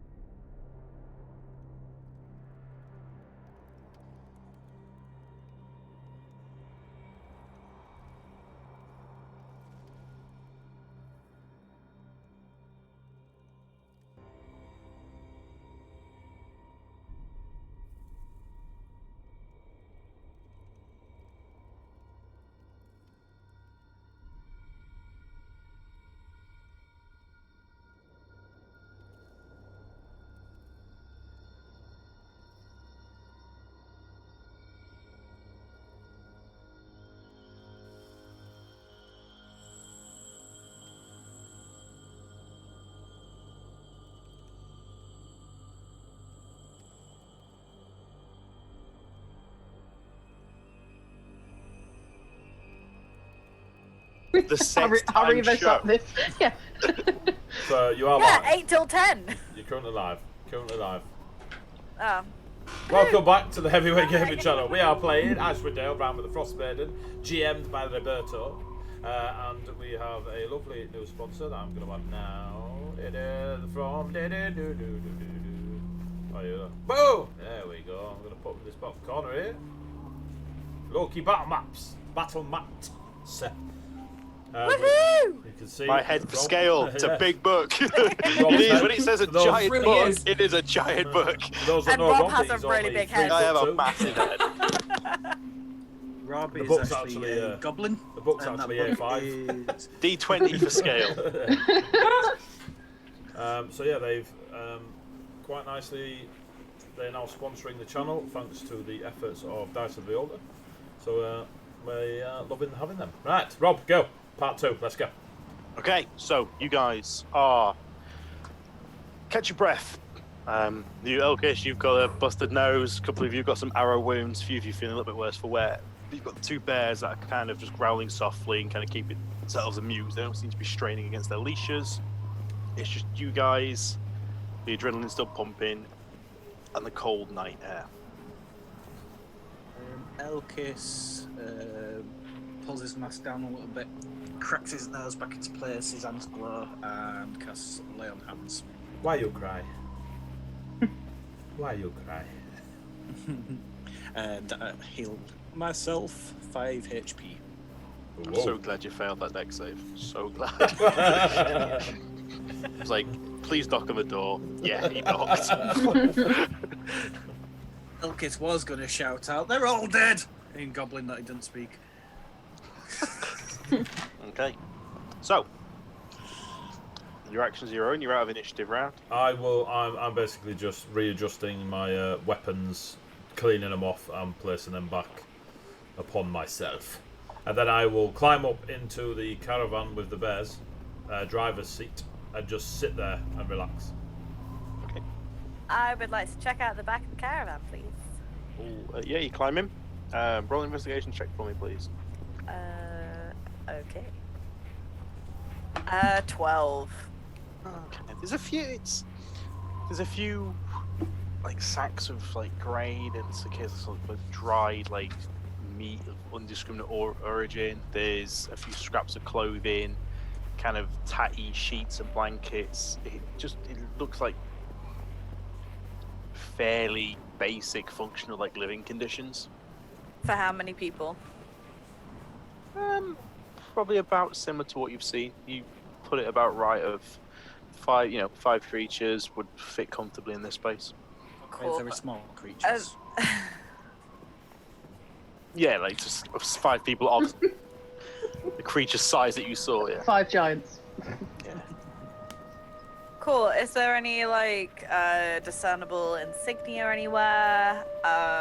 Could I kind of figure out where they hail from? Roll a wisdom check. Okay. Once I find it, there we go. I would like to go over to the nearest... 16.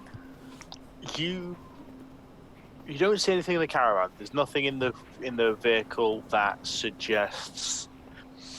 There's no markings. There's no clan insignia. There's nothing that brands them as such.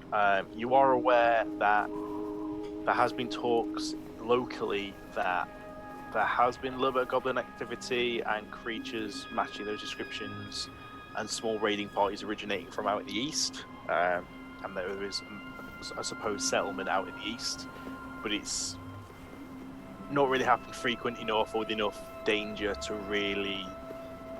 Pose an immediate threat. Yeah, nothing's attacked the towns, and anything that has happened has been so minor it's not been worth a dedicated, response to go and deal with it. Okay, cool. I'm gonna sit down on one of the bunks, I guess, and just have a bit of a breather. Okay. I want to go and have a look at her body. And I'm a bit confused because I've not really seen goblins before. Looks like you. And I'd like to search them. Okay, roll an investigation check. Nat 20. Okay, you rummage through their remains. You do find 5 silver pieces. There is a short bow and a scimitar on each of the 2 that you kind of looked at, that are next to each other. And they're basically wearing kind of really tattered, basic leather armor, if you could call it that, like pulled together from hides or just bits of random material. Like, it's very, very patchwork and very, very put together. Yeah, and ultimately, you rummage through their pockets. They don't really have other than that. There's like a few bits of dried meat. There's a bit, bit of like trail mix, if you like, but nothing that, other than that 5 silver piece you found of note. Okay, I'll stick a strip of the dried meat in my gob. I will take the 5 silver, shoulder the short bow, and take the scimitar. Roughly bury them in the snow, and then I'll head back to group, and I'll give gentle steps the 5 silver. Roll a Constitution saving throw. I'm a goblin. And who's to say you're not eating goblin? Okay. I'll accept Yeah, gentle the steps. 5 silver. He comes over to you and he clatters some coins into your hand. Gold and half to go, boss. I think you deserve them. Alright, Yeah. okay. Be alright. Aye. Now I've fixed my nose. I'm not too bad. That's an improvement. It looks good on you. Means if you walk Thank you. sideways, people think you're coming straight on. I've not seen goblins before. I look astonished. You never looked in a mirror? Well, other than me, I've, yeah. Well, maybe we should have kept one alive so you can have a word. I don't think they were the speaking kind. I do wonder why they were out here. What's in this? And I'll pat the caravan. Yeah, interesting what's in there as well. Moment, Audrey's in there. Well, Adri But find would them. I have heard them Yeah, say, I wonder what's in here? Adri, what can you see? Not much. Living quarters, really. Oh, Could then use. call back to Celine. Looks like they're just living out on the snow like nomads. What about that one goblin that I was trying to attack that had the ice damage? What was that from? That's from Audrey. when Audrey. Okay, yeah. I mean, Is there any kind of compartments in that cabin that she's in that she can check? He's had a little rummage round. Does Adri look injured? Nope. Barely. Alright, done. this looks like a. Well, yeah, actually, you have got a probably broken half of an arrow sticking out of your midsection somewhere. It's not being that much of an issue. Tis but a flesh wound. Just but a scratch. I got time to bleed. Shall we spend the night? It seems like we've got a ready-made camp, I guess. I was going to say this looks like a good thing to maybe not leave behind. Is this Looks the like it might be scale? really useful. Is this the scale, Mr. Jim? Is it goblin scale or? It is. It is kind of a 2-story caravan, effectively, where you would almost take the entire upper tier, if you like. You could lie down in it, but you wouldn't fit a lot else in there. Okay. The ground floor would then still remain free, where the other 4 would have to kind of. I mean, I've got a tent. I don't mind tenting it. If you guys keep warm, I'm quite used to it.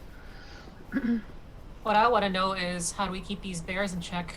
Can we feed them something? The I bear. can- The Elkis. I'm mean- gonna throw out some dried meat and go, they've got this. I mean, there's that, and there's also some bodies. I don't know how. Quite a few bodies. Yeah. I don't mind trying to feed them. They seem to react quite well last time I went to have a look at them. There should be some bear feed in the caravan, surely. What do the gobbos feed it? Can I search for Each some other. bear feed or something? Yeah, through the sacks and things, there's not much bear feed. There's like bags of kind of spoiled off meats and dried like jerky style stuff. Like you don't really know what origin it's from, but there's some food in there, raw meats Yeah. and things. I'd like Bit throw of a out tangy smell to it. and kind of hold up some like of the jerky. I'm gonna throw out the spoiled meat because I don't want to make the bears ill when they are probably our best form of transport. Hmm. You don't want to hurt the bears. Could have fooled me. All right, Like, suck don't it, win. the both of you, I okay? don't know why, but when you went up to them, I was convinced it was. I want to cast Thunderclap, is what I thought you were going to go. I was like, oh, Jesus God. No. I will grab the things that Adri has thrown out and head to the front of the caravan. Okay. Please not the spoiled meat. Not the spoil, the nice, Okay, cool. the nice That's bits. fine. There's not a lot of nice. There's like a couple of pieces that looks. You probably some sort of like red grain, like either reindeer or something similar, or some sort of grazing animal that you assume it's from. It's moose. Moose They're pretty steaks. scratty bears. I'm pretty sure they'll be all right. Mm. Yeah, I'll camp out here with them at the front and make sure they're okay throughout the rest of the night. Make an animal handling check for me, please. Please don't fail this. Oh, here we go. I have a +4. So Actions have consequences, dear players. It's gonna be ridiculous. 17. Okay, yeah, like you feed them some meat and they seem to warm to you somewhat. They're not friendly, they're still wild polar bears, but yeah. you fed them, they seem pretty content just chewing on the bone and whatever else and keeping themselves fairly placid for now. New familiars, get us some bear barding. Air cavalry. I'm still pondering of dragging at least 1 or 2 dead bodies in front of them just to see if they get hungry eventually. What are you doing, Celine? Surviving! She's being I really can just smart. imagine her doing that face and be like, well. Not anyone was looking. I mean, they're poor little hungry polar bears. Just look at that cute little face. Don't you want to just... As this polar bear dead has a goblins. face full of like this bone of whatever animal, it's just ripping the flesh off them. If you guys don't mind, I'm gonna climb inside and get some kip. You go for it, it's pretty Yeah. late. As long as I can get 4 hours in, I can take the rest of the watch. Yeah, I was going to say we do want to set up a watch on the wagon that we are guarding as well. Ah, With Marie. us. What do they need a watch for? Who's going to attack us like middle at night? Goblins. Yeah, Okay. definitely not goblins. We have 2 bears. We have guard bears. Yeah, but They don't care about us. When they are proper pissed, they don't care about you. they just as soon as eat us than anyone else. Vale's just fed them, they probably love Vale. I'm staying out here with them. I feel better out here with them. Okay, so And you- also, they're chained to the caravan. I don't think they're going anywhere. They didn't even actually come for us. They were just a little bit pissed. before you was gonna mind say. broke one of them, they were pulling on the leads for sure. Oh, so we're sleeping then? I'll take second watch then, because I only need What's 4 hours what's as the well. plan? So gentle steps is upstairs, top bunk. I'm not taking first, and then I'll get my head down. I'm outside in a tent and I'll take first watch. I will take third. Elkis, That's you and second. gentle steps are inside. I will take Rest the watch I am woken up for, otherwise I will not wake up. Sounds good. Wake him up early for the last again. one. Yeah. Um, As Vale whispers, 3 all, bastard. can the 3 who are taking the watch please roll perceptions? Probably best that you go last for your watch, gentle steps, because you don't have dark vision. 3, 2. 21. 19. 24. 19. One of you's been quiet on their perception roll. Audrey, What? you're doing the 3rd watch perception check for me. It was 21. Oh, was it? Sorry, my mistake. I was the first one that was like, 21. Okay. So yeah, so Mine was a So- nat 20, by the way. Sorry, I should have said okay. before. So Celine, you take first watch, right? Sure. Yep. So you sit up in the thing, sort of furs on, and it's quiet.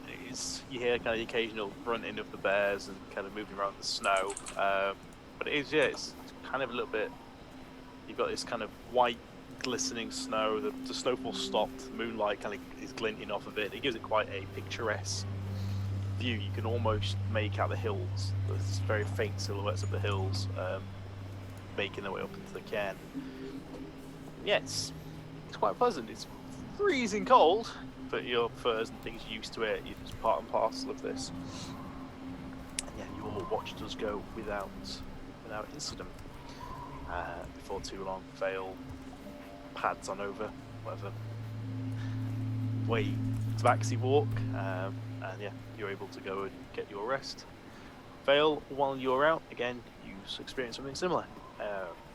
It's cold, but it's still, there is no, the wind seems to have died down a little bit. You got that kind of glistening effect on the snow.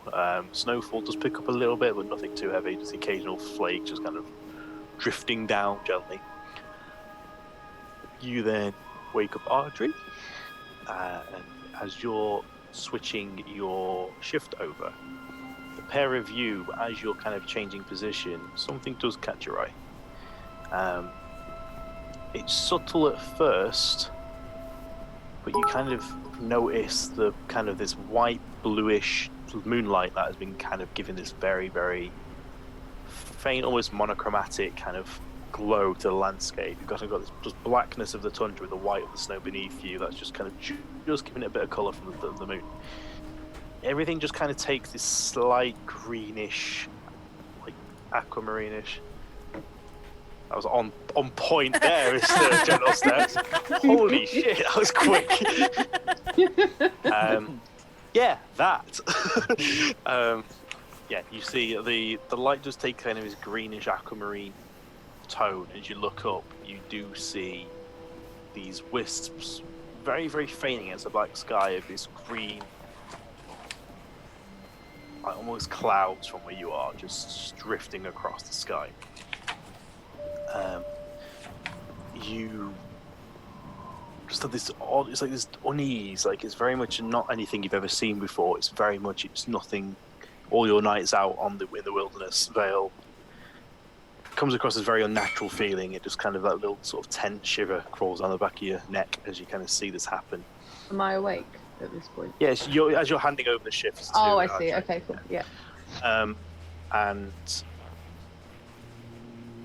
Audrey, as you see this, you get a few kind of familiar sensations of the night when you inherited your warlock abilities.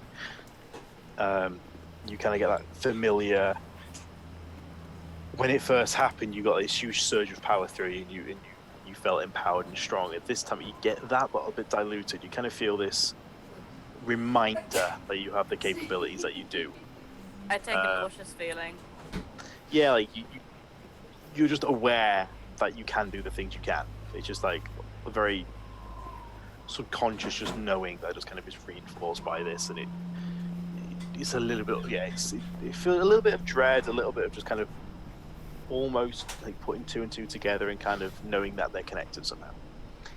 And then over the course of your watch, that green eventually darkens, and eventually you can't determine where that ends and the night sky starts. And then morning will come round. The morning will take you all. You all emerge from your respective holes you've crawled into. I would say bright-eyed, bushy-tailed, but I'll leave that to your discretion. And you find yourself awake, recovered, rested, and whatever benefit you guys get from a long rest. You're healed, your wounds feel less sore, and your capabilities are restored. Rob, how do you want to do arrows, just as a side? You have enough. I collect them whatever I can. I am yet to find a DM who finds how many arrows do you have left as full. Oh, I played with them. They sound like assholes. Oh yeah, awesome. Yeah, as just a general DM know, anything, like any non-valuable spell components, I assume you brought with you because you're a spellcaster. That only really matters to one of you, I guess. Maybe paladins later. Basic rations and food and water, I assume that you've taken with you, although you guys will have noticed by morning your water canteens will have frozen. So any water you may have had on you has completely frozen. The good thing I had vodka. Other than that, I make the assumption that you feed yourself and that you bring basic provisions, say with ammunition. If it's something one-off, like a javelin or a throwing axe, that's different. And if it's something, if there's a reason why you wouldn't have access to food for an extended period of time, I may then ask you to track how much you've got left. Cool. So morning does come. There is a little bit of snow build-up. A lot of the remains of the creatures around. There's a few traces of them, but for the most part, snow. Excuse me. Snow has taken them. There is little bits of cloth sticking out, but yeah, there's a coverage. You do see the sled that is now probably, again, under an inch of snow. You can see the shape of it. The two bears are kind of padding around, just kind of pulling against the leashes. And yeah, morning is yours. Are we level 2 now? Said the warlock. I've no idea, but I've found this bushy tail. I don't know where this has come from. Didn't have that when I went to sleep. Do we? We have a couple of options, I think. Do we either want to try and attach the bears to the wagon, or do we want to take both, so that we've got a travelling sort of caravan for us, or do we want to sack that off and use the bears for the wagon? Well, the dwarfs pulled the sled, so I think it'd be a waste of the bears' efforts. And Yeah, that I agree. are you planning on travelling a lot?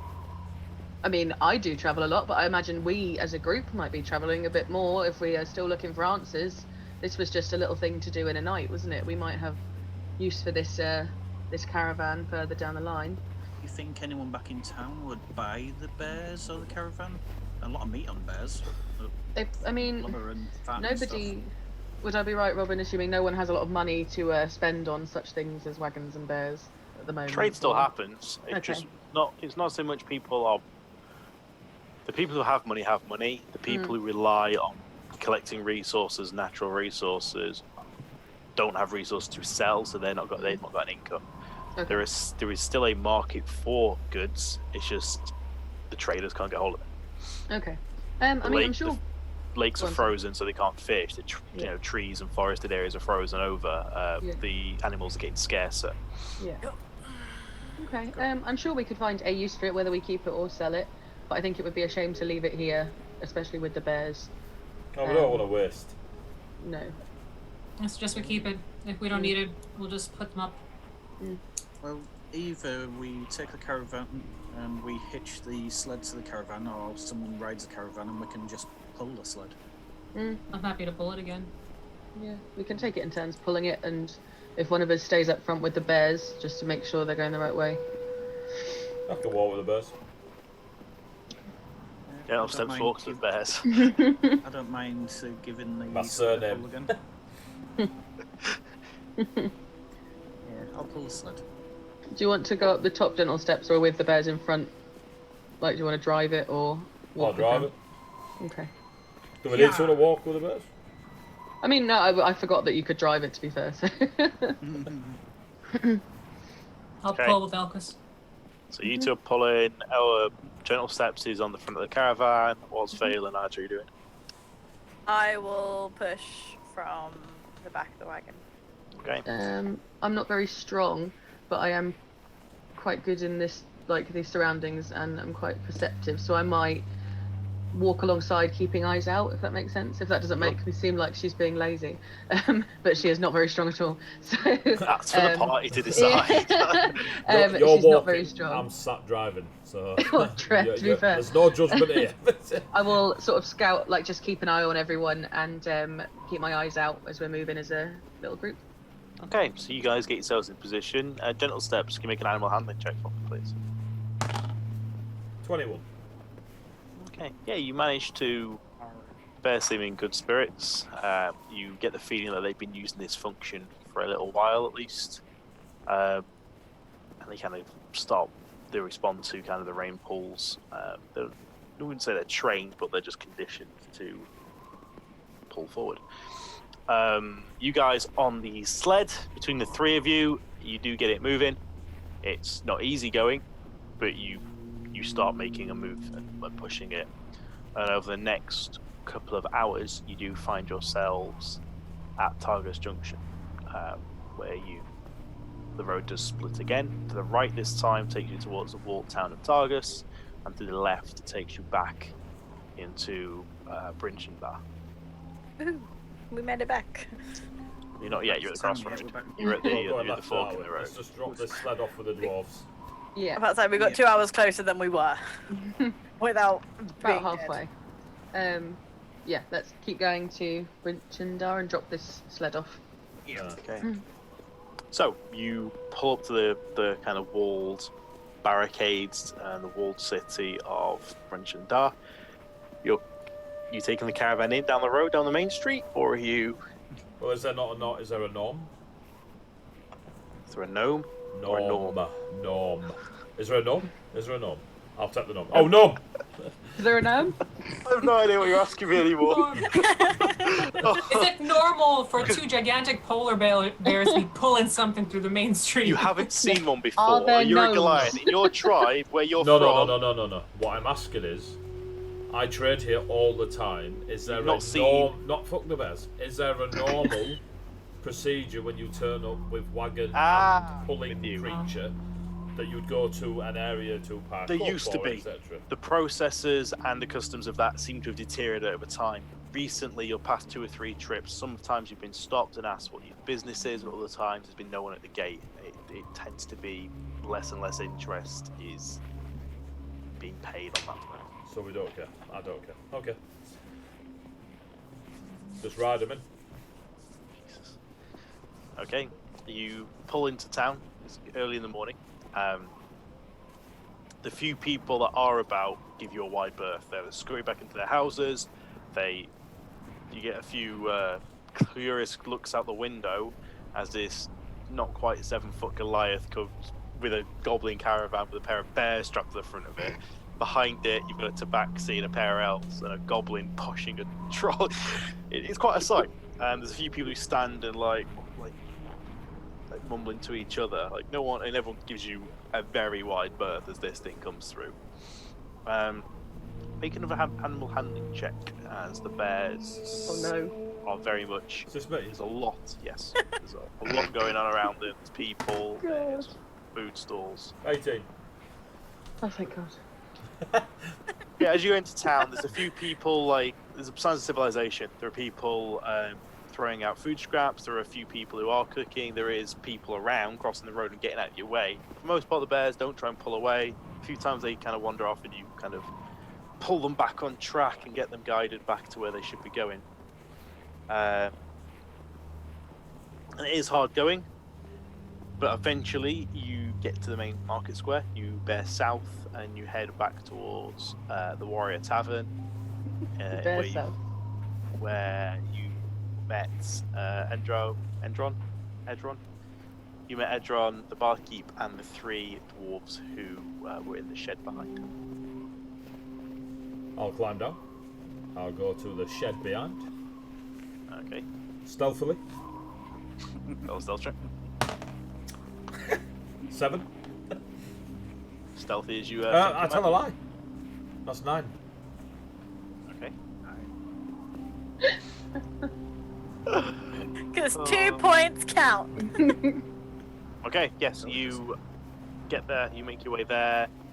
You hear the noise of the crew you met before. They seem to be just getting their things together. There's a fire going out in kind of just the courtyardy area out, and you can hear some muffled voices from within. I walk in. Start Just open. Just open. Just door. open. Yep.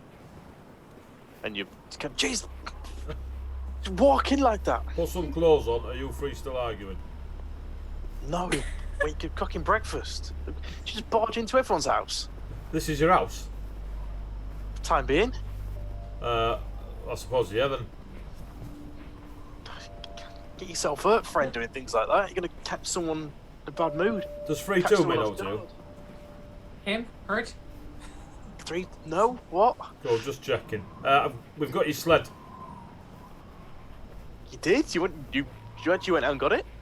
But, well, yeah, you said you were going to, pay us to get it, Yeah, so we got it. I didn't think I was crazy enough to go out into the night. I'm not crazy, I just like getting paid.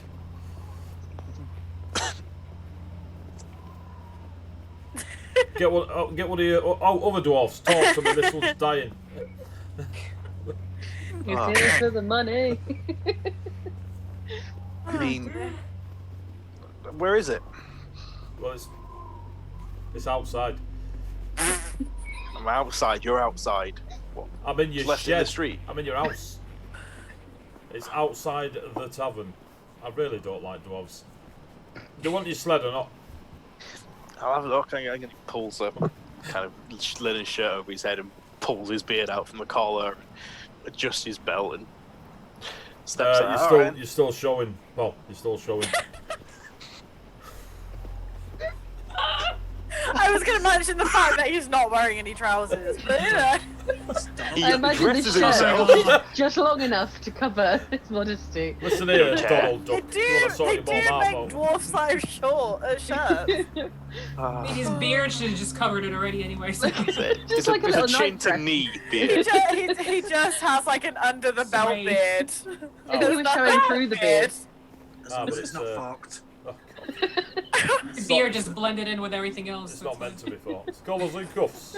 Right, anyway, follow me.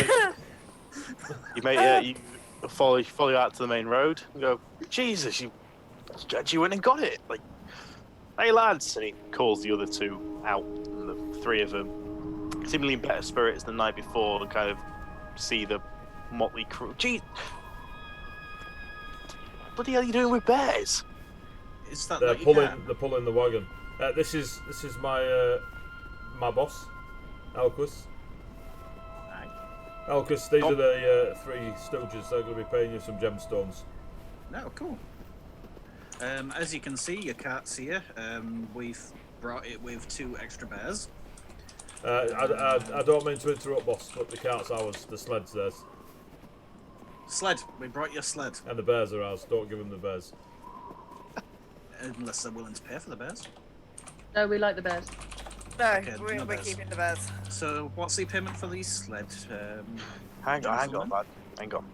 The two of them go up to the sled and start on. They do a couple of the ropes. They pull the canvas back, and you can see them inspecting. As I see what I'm assuming is half-naked dwarves, they're kind of just from the bottom halves, just. They're wearing clothes, Christ! But they're You not. still never established that! There's the 3 dwarves walking in the street, just swinging free in the breeze. Yes, they're There dwarves! is, Fucking there is minus- my yeah. head. Fucking minus Don't 30. ruin my image. So It's minus 20 out there. Like they are not Do messing they about. care? that means there's nothing to see if it's minus 20. It's all just. Shuffling walled up. Wow, that's why they call you ghost tripods. Run a D&D campaign, they said. It'll be fun, they said. You made half-naked dwarves! That's a lot No, of. 80 made them naked. You didn't establish. We're trying to use theatre of the mind. If you don't describe trousers, there are no trousers. Just remember the mind We you're don't run on dealing the theory of with. exclusion. I didn't tell you it's a volcano. Doesn't mean there is one. Alright, there But there isn't could any. be. There isn't a dragon sat on your head, but. Oh, right. But there Anyway, could be. there could be. There is now. You hear the goblins, they muttering towards each other, come over and he whispers into the one that's been speaking to Gentle Steps Whispers sweet nothings. with no Sorry, trousers I'm on. gonna stop. I'm gonna stop. Sorry.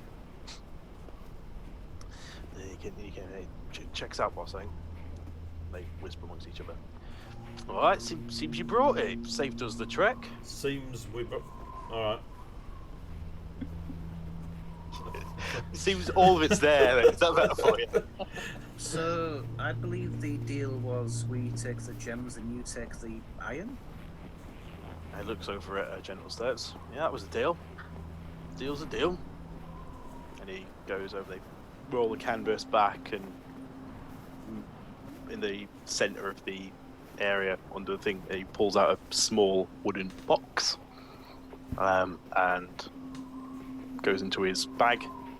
Yeah, jangling of metal, and like pulls out a small iron dark metal key. Throws the key over to you, Gentle Steps, and hands you the box and goes, "Deal's a deal." Check for traps. Roll a Investigation. investigation. Ooh. It's like you don't trust me. You know, I love bardic inspiration, but I'm pretty sure they've turned me into a cheater. That's 19. Doesn't appear to be. Seems to be a fairly sturdy wooden box with iron bands around it. Looks like the lock is very well made, and it looks like a sturdy, strong box. Click, unlock, Click, unlock. open. There is a handful. There's a mimic. There's a dragon. It's just like a bear. Mimic. Yeah, there's a few precious stones in the bottom there, kind of sat. Like the inside of the box has got kind of some fabric, like just like plain cotton or linen, kind of interior, and there is a handful of mixed colours of stones. Is there a green one?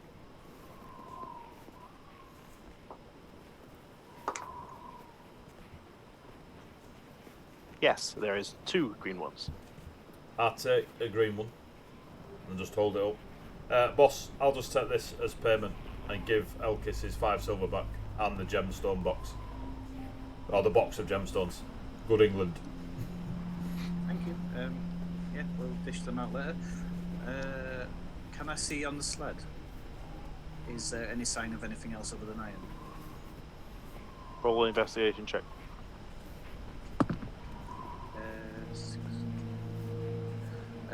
That's 16 minus 1, 15. It doesn't appear to be. It just looks like it's been stacked up, and there's kind of a little area on the side where the box was, where you can now see a little bit of space. But no, it looks like it's stacked, kind of 3 lengthways, 3 the other way, and alternating stacked up bricks of iron ingots. Cool. It's all yours. Close this thing. Shall we retire to the tavern and divvy up? I can do. See you later, Stooges. Appreciate your help. Not everyone helpful, kind round here. We didn't think you'd actually go and do it. We expected to have to go out ourselves this morning. If you hadn't have paid, we wouldn't have gone. Wouldn't have expected you to go for free. Deal's a deal. Dwarves aren't too bad after all. Those Goliaths have the moments and all. All the time.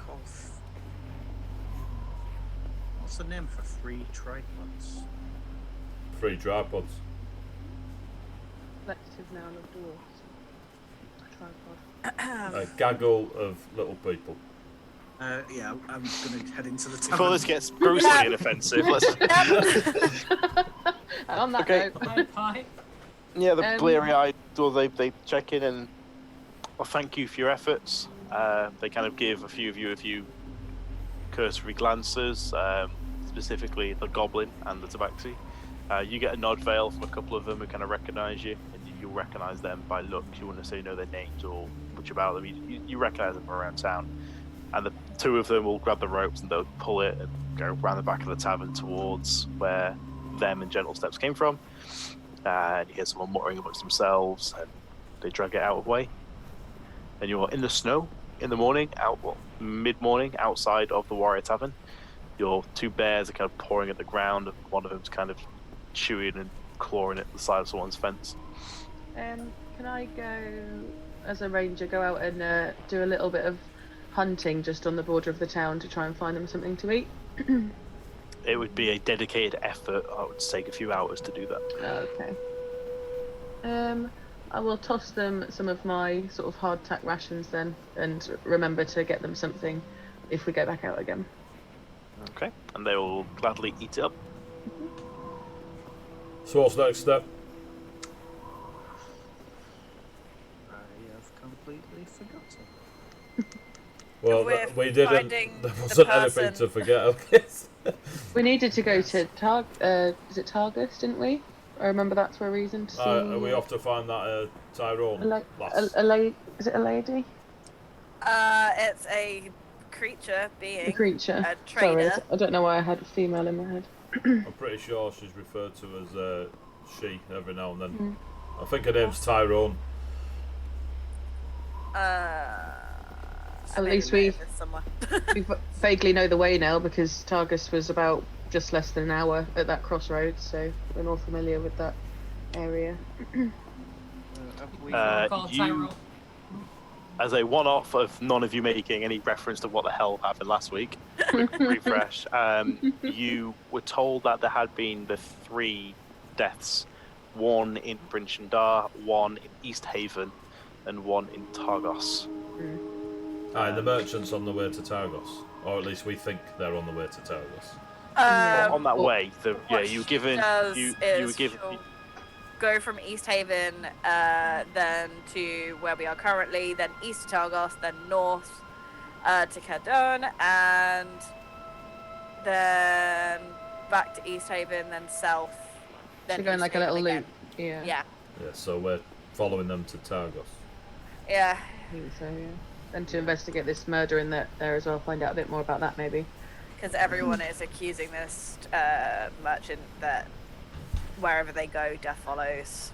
Mm. There was the blue-eyed person, but... Oh yeah, they were. Oh, I've got written down whether they are from. Nope. Where's my other post-it note? When Bright Blue Eyes. They're at the Warrior Inn. They were You last went seen. to it. Yeah. Yeah. You Large went human. and inquired about Oh, it. did we? Oh, okay. The owner of the Warrior Tavern said that someone had been sniffing around. Northlock. He's from Northlock. I got that written down. The blacksmith said he'd not told the guy. I'm trying to remember which way around it was now. Yeah, the Northlock was the safe house, which the blue-eyed gentleman hadn't inquired or hadn't mentioned anything around the caravan. You basically were told that the caravan follows a set route, and that this gentleman, the blue-eyed gentleman, had making inquiries about the deceased Brannock, around him leaving Goodmead to lay low in Richard, potentially as a result of wanting to avoid the lottery. We didn't find out exactly where Brannock died. No one seems to know that. You just know that he was killed in the city. You've not come across anyone or no one's willing. You don't know whereabouts he was killed. Other than that, it was just in the open sound. I do remember asking about wanting to see the body when we got back. And the yeah. tavern had no idea where the body would be kept. Yeah.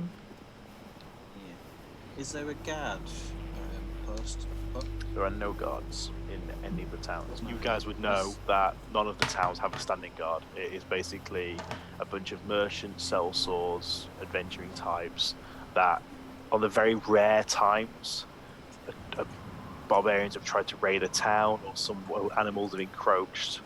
They're just a nearby guard. Everyone is fairly handy. Everyone can grab a sword or a crossbow and give it a go, sort of thing. is it worth going back to the market today, see if the port's open, see if anyone knows anymore, or are we thinking that Targus is the best bet? We could ask some more questions around here before we leave. I mean, we've only just got back. I'm sure people don't want to go out straight away. How easy? Is there any more questions we need to ask? And the market's pretty dead. Yeah, that's true. Like properly dead. I mean, we were out there yesterday through the day. Nobody there. I can't imagine much else will happen. Well, they have to take dead bodies somewhere, so somebody somewhere has to know what the problem is. Oh. What do you mean, like we did with those goblins? Yeah. Look around. Pretty sure no one gives three dwarves about what happened to that dead body. What about somebody that, if there's any funeral processions or anything going around, is there any kind of place that, like a mortuary? Since you've lived in 10 towns, there seems to be a Mass burial ground. tragic but indifferent. Like, people die, it's sad, but it's a frontier Is there a town. cemetery? Roll a history, roll a wisdom check. You don't live in 10 towns, so you may One more, just straight up wisdom. straight wisdom. Yeah. Ah, every rogue step. Sucks to be you. Just straight up Back check. at yeah? it. Right, unless is there a history modifier? Is there a history check? Yeah, there is. I've got +1 on my history or +0 on my wisdom, so it's up to you. It's wisdom. It's geography. It's a geography check. All right. That'll be a 6. Either way. I do recall that the Warrior Inn was close to a church. Most churches tend Yeah, to it was have burial next grounds. to a church. I remember that. There is a temple, a church to the Morning Wood in Brinchindar. Morning wood. Morning Wood. Wood. Oh, right. Jesus Christ, man! Naked dwarves now. What the hell is wrong with you A tonight? temple He's to Morning repressed. Wood. What have you been watching before D&D? Oh God. Welcome to the Church of Morning Glory. I'll tell you on the OnlyFans site. Morning Wood. Morning Wood. Jesus. Becky, do a Very better big job. Right. So yeah, there is a temple to the Morning Lord in town.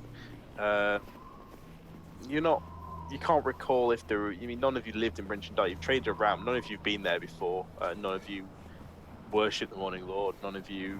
Some of us do. Is that what you call it, worshipping the Morning Lord? I think we should call it for the night now. We can't continue. It's just getting deeper. Yeah, baby. You You are. walked right into that one. You. I did. As I said it, I was like, ah, shit. None of you recall you, Ardri and General Step, neither of you recall seeing like a formal cemetery or a burial ground. Would I Space have even have paid attention? probably not.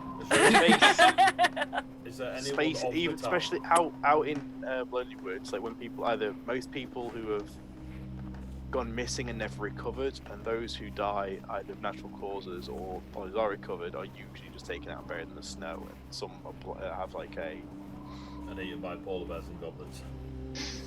So a By lot of polar them have bears? small like shrines, or people will place like small like tokens of respect and things, but there's no like formal tombstones or anything like that. There's no, the ground is so hard, like digging graves or digging into the earth would be a pretty. How many days has passed since he passed? Was it- Now about 4. It'd still be pretty fresh. I think we're looking. You were told he died a few days ago before you set out. I think it'd be pretty much luck if we found the person that found him and got rid. Mm. I wonder if polar bears can sniff out, or maybe we could hire a dog and get whatever piece of clothing that might have Give you belonged a to him to have a reference. Frozen Brinchon Sure. Dar- Money? Brinchon Dar has a population of 1,200, so to give you an No idea of how idea. big this. That's Huh? gonna be. While 1,199 now. while we're discussing this, can I check what's in the box? What's in the box? What's in the box? Never before has that ever not been. You may. That wasn't me buying time.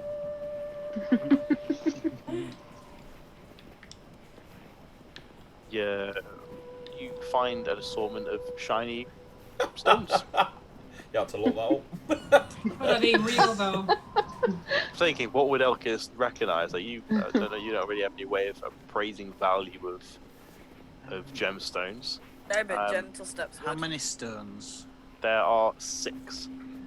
Um, Well, there's 5. One of Five. them was given away to General Yeah. Steps. You have Of what 5 in the colours? box. Given away. In the box, there is 1 green. There is a couple of blue, Trying to remember colours now, Rob. a single black, and a single red. does anyone have any preference on what colour they like? Green. I have green, blue, black, and red. Green. I have a preference on what they're worth. Maybe we could get them appraised somewhere. Yeah. I'll have the red one, that's 3 copper, please. Black. Gentle Steps, with your trading knowledge, do you have any idea about what these are and what they're worth? Oh, yeah. Could you share with the group? What am I Please. rolling? What am I rolling, Jim? Are you have a look? Appraisal. There isn't an appraisal Basically, anymore, is there? There Yeah, should there be. isn't one anymore. History? You haven't really traded in gemstones and such. You've got like for you, your trading is usually function. It's normally coin for workable materials. Like gemstones are usually used in either fineries or decorative elements, or in place of coin. And you guys just tend to use coin. You can Gold, what am I rolling? try to get a narrative and just ruin it every time you can. Roll dice, good Doesn't number. want a narrative. Roll dice, goblin Action. dice. Repeat to level 20. I expect roll the intel- narrative after the score. If it's a shit score, the narrative will be different. So we're great Intelligence. Roll an intel. Roll. Score. If this is a natural 20, oh, He's a gem merchant if he rolls an 20. What if I roll a 14? You are not a gem merchant. you get feeling some value to them. You know gems usually go for between 5 and 10 gold a piece, depending on who's buying them and who you can get them to. They seem uncut but clear. You get the feeling they're probably close to 10 gold each. You wouldn't know if one has more value than the other necessarily. Pretty valuable, all worth 8 gold. Cool. What about that blacksmith dude? He had a pile of gold. Do you think he'd take gems? Probably That's not. I don't know if he could don't- barely make swords by the looks of it. I don't know if he'd deal in gems. He didn't like us very much, but No. You never worked in sales, have you, Elkis? no. I don't know. He gave me the As a information salesman, I needed. no one likes you. Why don't we Can just I have? go on? Oh. I was just going to say keep all of them until we actually need to trade for anything. I mean, yeah.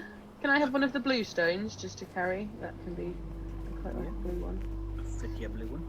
Thanks. I will ask for one when I need one, please.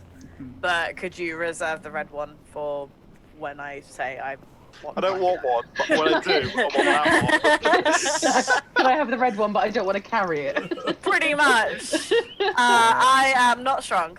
Right, I'm gonna close And obviously this gem is going to weigh me down. If this You're going to gem- be encumbered. I don't know if you're familiar with, with. I don't know if you're familiar with how gemstones and jewelry works. Like, they don't weigh a lot, they're small. How big is the box? Can I stick a it somewhere trunk. safely? Small. You'd be able to fit it in like a pouch or a Yeah, satchel or something. yeah, stick it in my satchel 6 bowling ball sized gems that we've got. and gold. So you yeah. divvy out your spoils. You are in. Your bears are pawing at the floor and eating food that you've given them. You've acquired somehow a 2-story goblin caravan pulled by 2 bears. Woohoo! Ed, what is your next steps, guys and ladies? I reckon we go after Merchant Targos. Lady to Yeah, I'd Targos. say go to Targos. I think looking for this body is a bit of a. Not a. Like, it would be I good re- to see, but there are better things to do. I reckon that if they're makes sense. just dead, then Celine's onto something. But I reckon 4 days out in the snow and the ice. Now, you know, I'd the same CSI. To Targus. Hi, Icewind Dale. Can we grab some That's what the ice bats stands first, for. like some extra food for the bears and ourselves? Um, I've got on loads. the- I would just kill things along the way. yeah, I was going to say along the way, can I keep a arrow knocked, and if I see anything for the bears, can I shoot it? You're gonna hold an arrow knocked at a bow for 3 hours on the road. Yep. Yep. 4 I love arms these. like a monster. I love these bears now. Lats like wings. Well, knock's not drawn. Feeding Yeah. ourselves easy out on the road. Yeah. Especially We don't for want to me and investigate the bodies. For for the really important thing, what are we naming the bears? Nothing, because then they're going to die. Poe and Piglet. Piglet and Pooh. Ah. The big one's Piglet. Yeah. Obviously. The little one is Pooh. I refuse to call them by any name because they will die. That's because you attack them and they won't Quite a respond to warlock. any name you give them. You even attacked them! I didn't even touch them! Shut up, animal hater. Shut up! Cat Peter. face! We're just going to call you Ooh. Peter from now on. Face. I think in D&D that's Pete? racial incitement. Is it Peter? That's racial hate right there. Let the racism This begin. whole No, thing don't. has been racial hate! I remember It hasn't for anyone just you watching. can't call a like- tabaxi cat face. I They remember literally when, have a cat face! Pussy I'm going to chops. call her ears from now on. Wow. That's fine! Right, I it's a like warlock. my ears! He is the elf. Hey! I remember when Adri was so awkward and shy. Yeah, what, 7 12 days hours ago? Yesterday. Yesterday. Okay, Oh, guys. shit has gone down, Yeah, okay? onwards. I've started riding the bears out the city. Yeah. You guys load up, you pack your things, you load up into the caravan, and you head out of Brinchendal once more into the morning. Cold. It's alright. It's fresh. You mean this- the constant cold? It is this still dark. I'll point out, like here, daytime Yep. is between kind of 10 in the morning until 4 in the afternoon, and it's overcast and nearly like twilight. The rest of the time, it is night. It is night all the time. So yeah, it's you. I will call it morning just so you guys have a passage of time, but it's very disorientating. Like, it's really hard to keep track of when morning is. Probably Celine and Gentle Steps, you guys have got used to it over time, but the rest of you, like, it's really hard to regulate your body clocks. Like, people tend to sleep at odd hours, and there's no like, oh, the sun comes up, everyone wakes up. That culture and that community just doesn't exist anymore. I've grown up in that though, because I was abandoned. It's only been for the last 2 years, so prior to that. That's my job. Would I not have any kind of... You would, but if you're transporting things, you'd use position of sun and things, and you'd Okay. Location. Yeah. Like, yeah. The fact that your day-night cycle is 18 hours to 6 hours is still a little bit odd. But you set out towards Targos. The caravan creaks. Your motley crew of goblin murderers loaded up, and Piglet and Pooh pulling it ahead. I hate my life. You and me both. You can kill your character off and get out of it. I'm stuck here for the first 8 months. And yeah, and as you head out into morning, that is where we will wrap up tonight's session. And we will pick up life on the road once more. You've ended in the same place you started this session, on the same stretch of road. Literally just done a lap, figure 8, and come back now to we it. have bears. On the road again. I can't wait to be on the road again. You will all be at the wonderful level 2 Woo! Leveling up. for rewarding goblin genocide. What's my hit die? There's only Shall 4 I do- goblins. Shall I do my hit die while we're on? If you want, As it's a you D10 guys- for you. You can either roll it, or before you make the roll, you can take the average. Which is What, you half mean I plus can't roll it, and then if it's worse than the average, take the average? No, you cannot. We have a reroll left. That's not for leveling up. That's Nice try, protecting the But bears. no, Someone paid for that reroll, and that's going to waste. and you if we could have don't- used it in combat, and you did, and you got a To be 20, fair- and you didn't die. There I has, used there one. has never been a stipulation of what they can be used for, and just what they can't be used for. Do they carry over? No, they do not carry over, so they have to be That's what, used. that's what I'm saying. Have you rolled? Session. Have you rolled a 1? I rolled a 2. No. Well, you can't. Plus your Constitution modifier. Which is fucking 2 on a D10. Can I use the Just reroll? take the average, Please, you DM, lunatic. please. What? I've No, already rolled. you've taken the risk, and you're paying for it. Oh, shite. You're The 60. paladin with, the paladin with Level up 2 on- extra. Plus You your know, Constitution level up on modifier. extra hit D&D. points. Plus your What's your con Constitution modifier? Plus 2. Yeah, you got +4. So you got 4 hit points extra on the paladin. We're going down. How'd And you you've got level the up on fighter who D&D? tried to boop the stabby goblins. What My are they job- rolling? Yo, Celine, Have the so position. if we Oh, do... it was brilliant. Silence. Celine, you do your D10. A D10. Are you rolling or are you taking the average? I'm gonna roll. Okay, lunatics. I hate all of you. Look, your tank's just rolled. Your paladin, your goblin. You've got a goblin tank. That sets you up for failure. I know. What did you get? I Celine? roll shiny D10, yeah? Yep. Fuck. Or a dull D10, it's up to you. 7. Plus your Plus your Constitution modifier. My Constitution modifier.